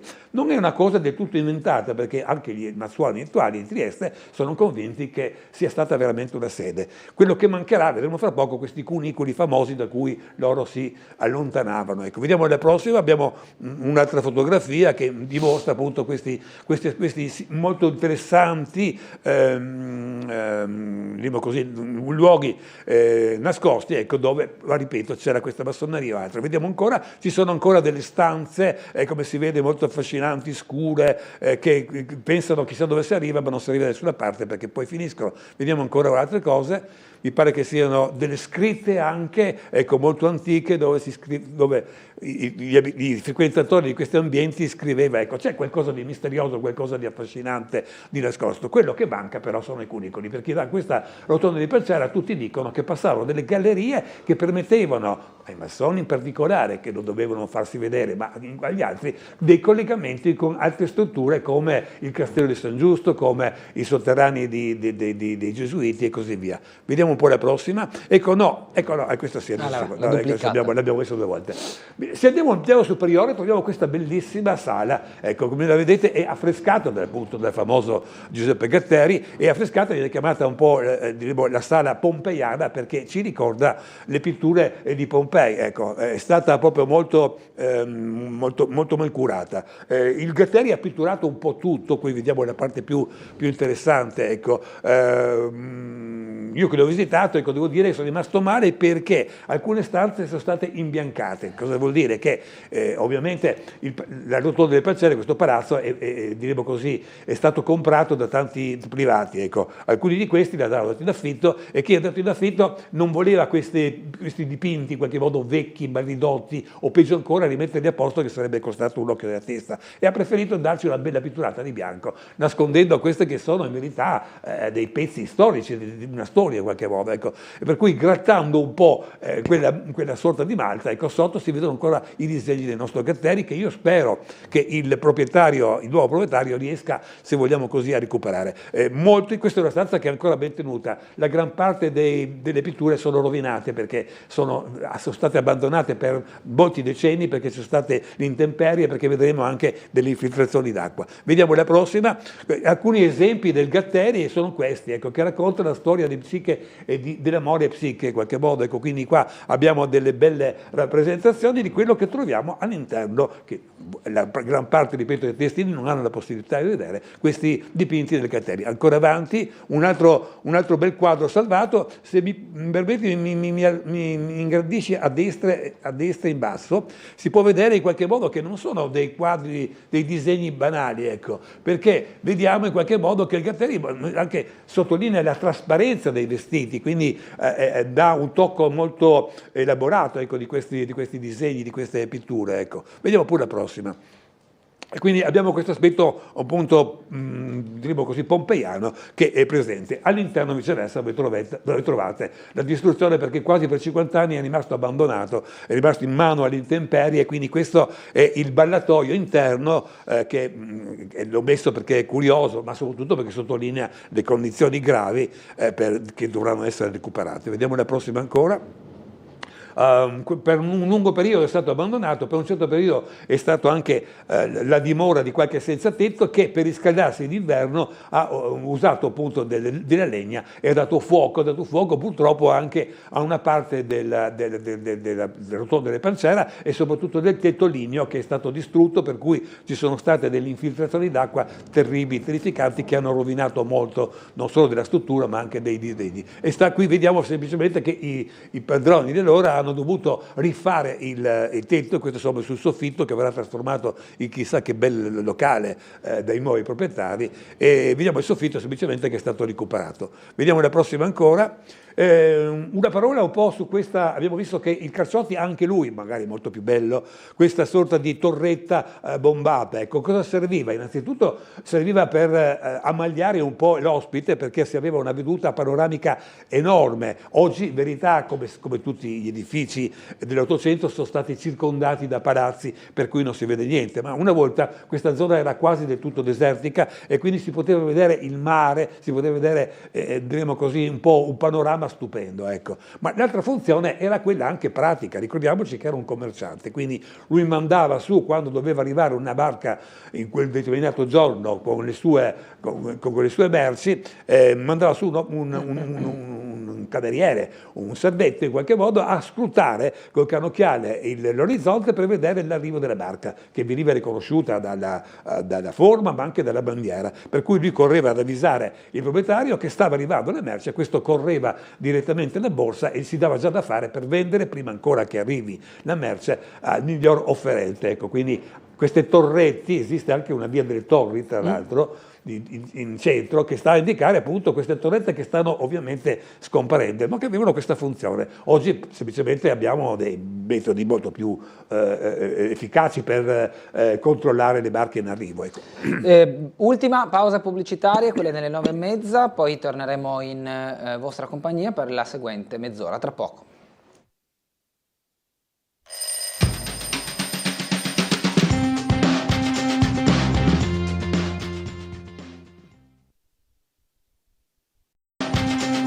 Riprendiamo la diretta di Sveglia Trieste con il dottor Dino Cafagna. Vogliamo semplicemente ancora completare questo aspetto. Ripeto, vi ho fatto vedere l'interno che nessuno ha visto della pancella che voi vedete dall'esterno quando camminate e che è un palazzo che ha un notevole valore e anche delle curiosità che andremo ancora a approfondire. Vabbè, l'aspetto neoclassico l'abbiamo sottolineato, questo scultore Bosa fa questi bassorilievi un po' dappertutto, anche sulle lunette delle finestre delle porte, come in questo caso, in cui ci sono rappresentati elementi di storia romana, essenzialmente. Andiamo pure avanti.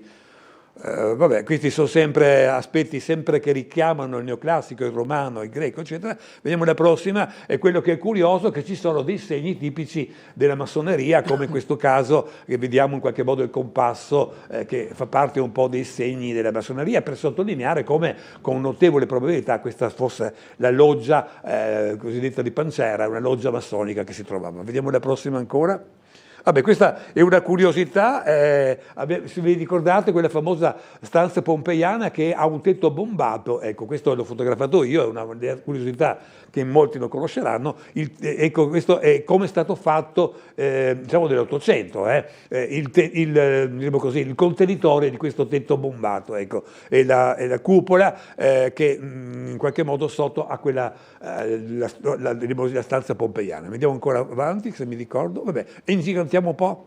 Ecco, allora, il discorso che volevo farvi, che è molto interessante, è questo delle gallerie nascoste, delle gallerie sotterranee. Abbiamo detto prima che esiste una città molto poco conosciuta, che è la Trieste sotterranea, molto, molto numerosa in qualche modo, ecco. E qui troviamo l'ipotesi di quali sono le gallerie che uniscono. Secondo queste teorie, numerose sono le gallerie che hanno anche un certo base, perché non ci devono essere una galleria sotterranee che uniscono delle vari edifici, ecco. Quindi è una teoria molto affascinante, purtroppo anticipiamo subito, sarà un po' deludente. Vediamo che nel castello di San Giusto, per esempio, ci sarebbero delle gallerie che uniscono la Tortucherna, che unisce alla chiesa della Basilica di San Giusto, ma soprattutto che arriva direttamente ai sotterranei di Santa Maria Maggiore e al collegio, alle prigioni meglio, e poi più sotto al Pancera, e ancora del Pancera dei canali che avrebbero portato verso il porto, verso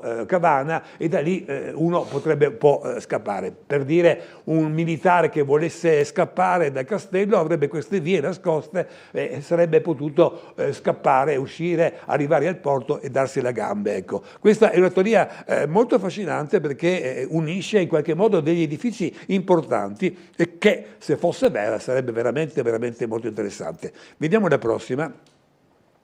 Vabbè, allora torniamo alla prima. Puntiamo un po' sul Castello di San Giusto. Ecco. Il Castello di San Giusto Tra l'altro è stato costruito in 150 anni, ci è voluto molto tempo, ci è voluto molti soldi, molta manodopera, e anche il motivo per cui questo castello è un po' strano, che presenta dei bastioni molto differenti. Il primo è il bastione rotondo, che lo conosciamo anche noi, perché in quell'epoca le armi erano prevalentemente armi, diremo così, bianche prevalentemente. Ecco. Poi i bastioni sono cambiati, inizialmente dovevano essere 3 bastioni rotondi, secondo la prima costruzione, poi sono cambiati semplicemente perché sono cambiate le armi, sono arrivate le armi a fuoco sempre più forti, quindi abbiamo avuto una struttura particolare che in 150 anni ha dovuto modificarsi.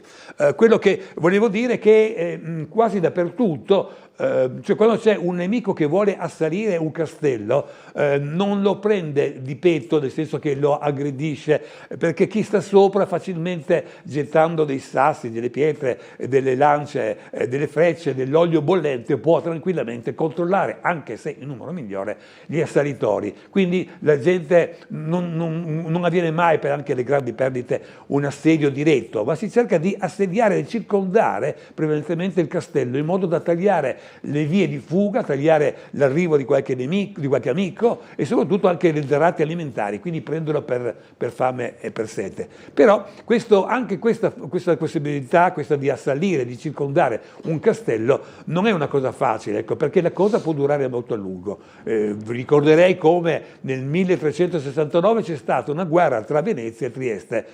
Trieste si è arroccata nelle sue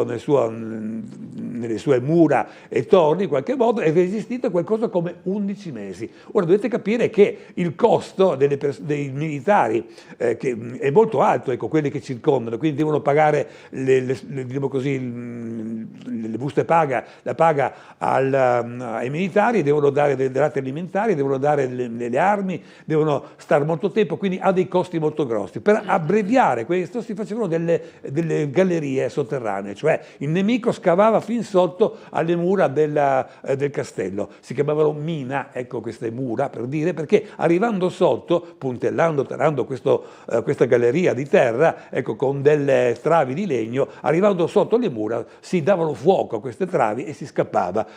Ovviamente le travi collassando facevano crollare le mura del castello e quindi creavano una breccia dove si poteva farlo. Però chi era all'interno sapeva già che il nemico avrebbe costruito queste gallerie nascoste, e quindi faceva delle contromina, cioè delle gallerie che dall'interno uscivano all'esterno e avevano la funzione quella di intercettare queste gallerie del nemico che arrivavano fin sotto. Ecco. La funzione seconda è quella di creare delle gallerie che potessero, nel momento in cui ci sarebbe ormai persa la guerra, eccetera, far fuggire il vassallo, il re, il principe che era all'interno, lui e la sua famiglia, far fuggire per questa galleria in un bosco vicino, magari, in modo da darsi la gambe e sopravvivere. Ecco, quindi queste gallerie sono molto frequenti, le troviamo in molte situazioni, ma non le troviamo nella galleria del Castello di San Giusto, perché la società adriatica di speleologia, che è una società molto seria, che prima di studiare, prima di affrontare questi argomenti, si documenta con delle piante antiche, con dei libri, con racconti, con la piantina anche del castello e degli altri edifici, non ha trovato assolutamente niente. Quindi l'ipotesi che il Castello di San Giusto sia circondato da delle gallerie non hanno trovato riscontro, almeno grazie a questa società in qualche modo. Ecco. C'è da dire che comunque circolano delle voci che sono un po' quasi delle leggende. Ricorderei come il castello che è stato costruito in 150 anni, che è stato costato molto sia in vite umane sia in soldi, ecco, non è servito a niente a Trieste, nel senso che non è stato mai assalito, eccetto in rarissimi casi. Uno degli ultimi casi è del 1945, quando i tedeschi, ha perso ormai la guerra, si sono arroccati all'interno del castello.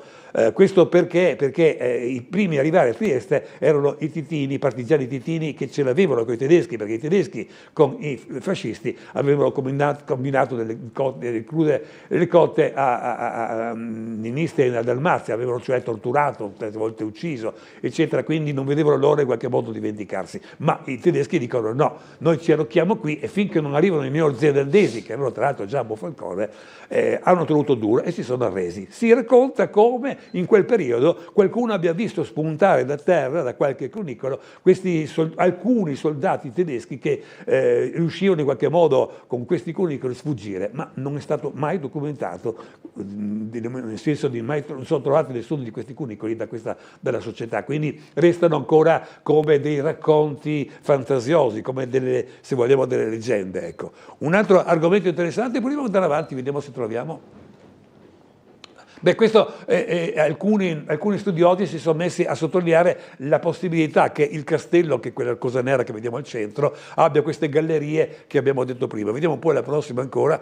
Quindi molte persone si sono un po' sbilanciate a fantasticare su queste gallerie. Al centro, a destra, vediamo così il castello di San Giusto, dove si diramano in quelle direzioni che abbiamo detto prima, verso i Gesuiti, verso la Rotonda delle Pancera, verso le altre strutture, queste gallerie che sono così molto interessanti, anche abbastanza realistiche le possibilità, ma ripeto, non le abbiamo trovate, quindi restano, per quanto riguarda un punto di vista realistico, semplicemente delle leggende metropolitane. Vediamo la prossima.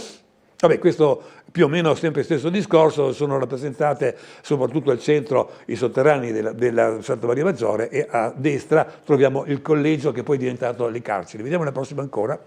Sì, volevo sottolineare che questi canali non sono proprio del tutto, appunto, abbiamo così inventati. Ecco, questo per esempio sono sotto le gallerie che portano i torrenti. Voi sapete che abbiamo numerosi torrenti, ma scorrono tutti, perché danno fastidio ovviamente, in modo sotterraneo. Questo è il torrente grande, quello che abbiamo visto qualche anno fa scoperto in Piazza Oberda. Ecco, vediamo come è tranquillamente transitabile. Ecco, qui si racconta tra l'altro, ovviamente, si può passarci dentro soltanto, diremo così, in momenti di magre, in momenti di mancanza d'acqua essenzialmente, però vedete che si può tranquillamente passare. C'è tra l'altro un discorso molto affascinante che l'avevamo già accennato l'altra volta, che diremo così, alcune persone cercavano appunto di entrare nel porto, perché voi sapete che questo torrente grande finisce nel porto vecchio, finisce all'interno del porto, e quindi riuscivano ad entrare nel porto, uscire, prendere delle merci in qualche modo e portarle via. Uno di questi tra l'altro era i sacchi di caffè, erano più generali, quindi lo prelevavano all'interno non visti e poi uscivano da queste gallerie. Dei contrabbandieri che quindi usavano con un po' di attenzione ovviamente un modo per entrare. Quindi queste gallerie, ecco, dovevano essere frequentabili, doveva essere in qualche modo la possibilità di essere usate. Andiamo più avanti. Vabbè. E quindi qua parliamo un attimo di un'altra idea, di un'altra storia molto affascinante, che sono i sotterranei di Santa Maria Maggiore. Ricorderei come i gesuiti sono stati chiamati dal governo austriaco perché attorno al 1600 stava dilagando un po' il protestantesimo, e i gesuiti viceversa sono un ordine molto serio, molto colto, molto istruito, che insegnano, e quindi con la loro capacità avrebbero potuto contrastare queste eresie che sarebbero appunto la religione protestante che allora dilagava. E quando sono venuti, attorno al 1600, hanno preteso una chiesa e hanno costruito questa chiesa gigantesca. Ricorderei come nel 1600 la popolazione è di circa 7.000 persone, quindi non si riesce a capire perché, se non quella di ammagliare in qualche modo la popolazione con una chiesa così grande, tra l'altro posta anche in alto, quindi uno deve guardare dal basso verso l'alto questa facciata, questa chiesa enorme per allora, ecco. E vicino hanno chiesto anche un monastero, che poi è diventato un collegio, nel senso che anche si frequentava, e poi a sua volta sono diventate le prigioni. Prima del Coroneo, quelle che noi chiamiamo collegio erano le prigioni cittadine. Ecco, quindi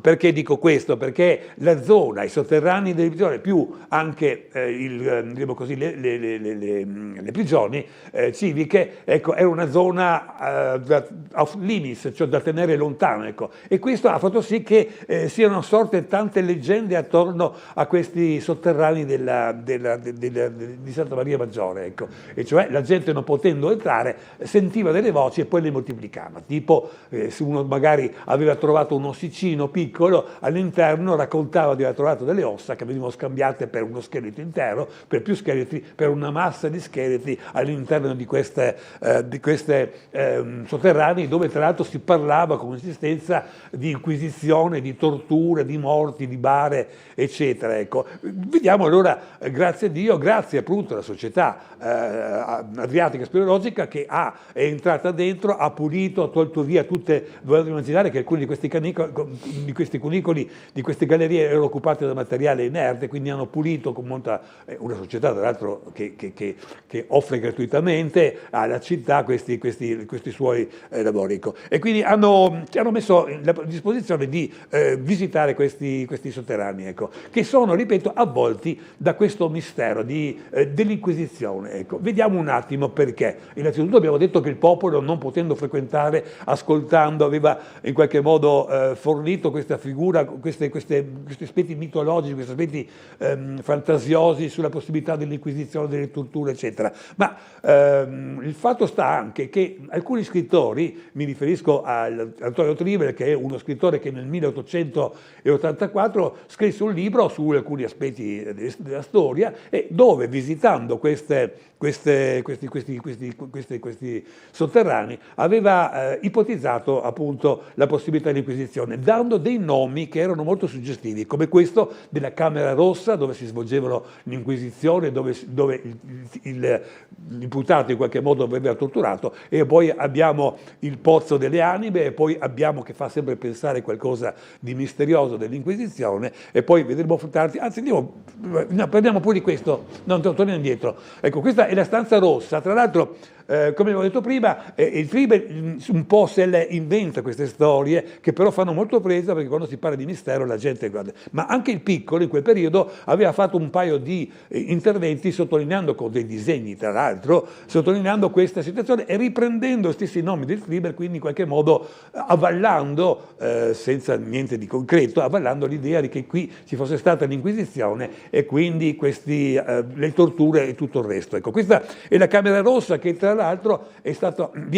si usa tranquillamente una luce rossa per dire sì, non è vero che sia l'Inquisizione, però a noi ci fa bene dire che questa è la Camera Rossa. Abbiamo le nicchie, a destra c'era l'imputato, a sinistra c'era l'inquisitore che aveva un mantello rosso, per cui Camera Rossa, e che doveva giudicare. E poi troviamo il pozzo in fondo, allora vediamo questo pozzo, il Pozzo delle Anime, dove si pensa che queste persone venivano in qualche modo immerse per farle in qualche modo, per far dire la verità, ecco, che la tortura serviva per questo. Faccio presente che l'Inquisizione, la tortura, non è proprio una cosa così negativa, nel senso, oggi come oggi torturare una persona non è una cosa bella, ma hanno un valore, ecco. Se il nostro figlio ruba la marmellata e noi siamo convinti che l'ha rubata lui, ma non ne siamo ancora convinti, gli chiediamo: hai rubato la marmellata? E lui ci dirà sicuramente: ma no, non l'ho fatto io. Ma se gli date delle bastonate sulle mani per dire, allora lui dirà: cavolo, vabbè, sì, dai, sì, d'accordo, l'ho preso io, dai, ma non ho fatto un granché. Quindi la tortura significava stimolare l'individuo a dire la verità. Ecco, poi ovviamente la tortura è andata oltre, perché uno, per non sentire il dolore, confessava anche quello che doveva essere. Però aveva un certo valore. Ecco, qui siamo quindi sul Pozzo delle Anime, dove tra l'altro era un pozzo chiuso, e grazie alla società che abbiamo detto speleologica è stato aperto. È un pozzo profondo che ha una storia interessante, che vedremo fra poco, dove venivano immerse, appunto, secondo la tradizione, ma ovviamente abbiamo detto che l'Inquisizione non c'era. Perché non c'era l'Inquisizione? Perché il governo austriaco non amava l'Inquisizione, e quindi non esisteva l'Inquisizione nel territorio austriaco, lo esisteva in quello veneto. A Capodistria c'era l'Inquisizione, se volete saperlo. Ecco. E poi, secondo l'evento, l'Inquisizione veniva fatta da alcuni ordini religiosi che non erano i gesuiti, erano i francescani, i domenicani. Ecco. I gesuiti quindi non hanno mai fatto l'Inquisizione.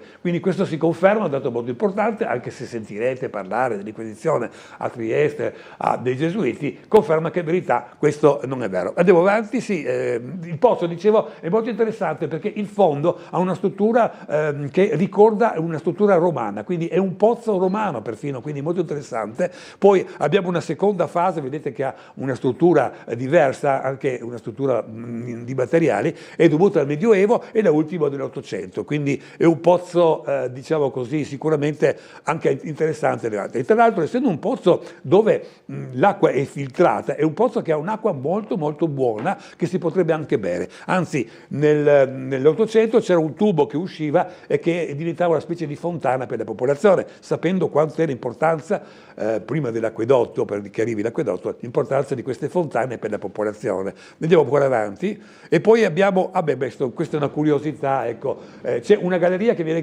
chiamata la Galleria del Gatto. In verità, quando i nostri amici speleologi sono andati per pulire, si sono trovati questo gatto morto. Cosa significa un gatto morto? Non significa niente, perché si trova dappertutto, però hanno ricordato che l'ambiente era un ambiente che ricordava l'Inquisizione, le torture, la morte, e quindi lo hanno salvato. Questo gatto probabilmente avrà 150 anni, tra l'altro, lo hanno messo in teca e hanno dato il nome perfino alla Galleria del Gatto, col puro significato semplicemente di mantenere viva questa, diremo così, questa curiosità della morte, del mistero, dell'Inquisizione, eccetera. Andiamo pure avanti.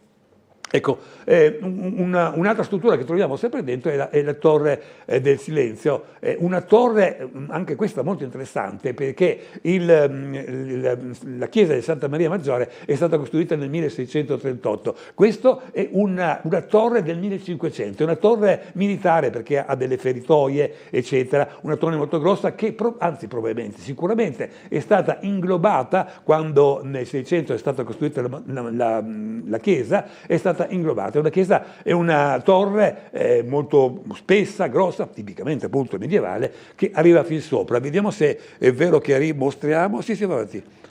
Vabbè, ancora un attimo, la prossima. Sì, arriva fino sopra, in questi spazi che sono interessanti anche perché troviamo delle scritte di alcune famiglie ebree che sono state qui in qualche modo durante la Seconda Guerra Mondiale nascoste, come qualcuno osava, ecco, dai sacerdoti, per in qualche modo farlo. Quindi questa scala porta anche sopra. Vediamo la prossima se vogliamo. Sì, beh, interessante anche quello. Un altro aspetto importante che tiene su questa idea dei canicoli è il fatto che vicino alla chiesa, abbiamo detto, c'era il collegio che poi è diventata il carcere. Ecco, prima del Coroneo qui c'è le carceri, quindi il carcere è importante. E c'è questa galleria esiste veramente, tra la chiesa e queste carceri. Si ipotizza che alcuni carcerati siano riusciti a scappare utilizzando questo canale tra la chiesa e poi dalla chiesa, sempre quei famosi canali sotterranei, sarebbero potuti fuggire, magari corrompendo, diremo così, le guardie in qualche modo. Ecco. È interessante perché si vedono alcune cose. Una di queste è questa, si vedono praticamente queste stanzette molto buie, molto umide.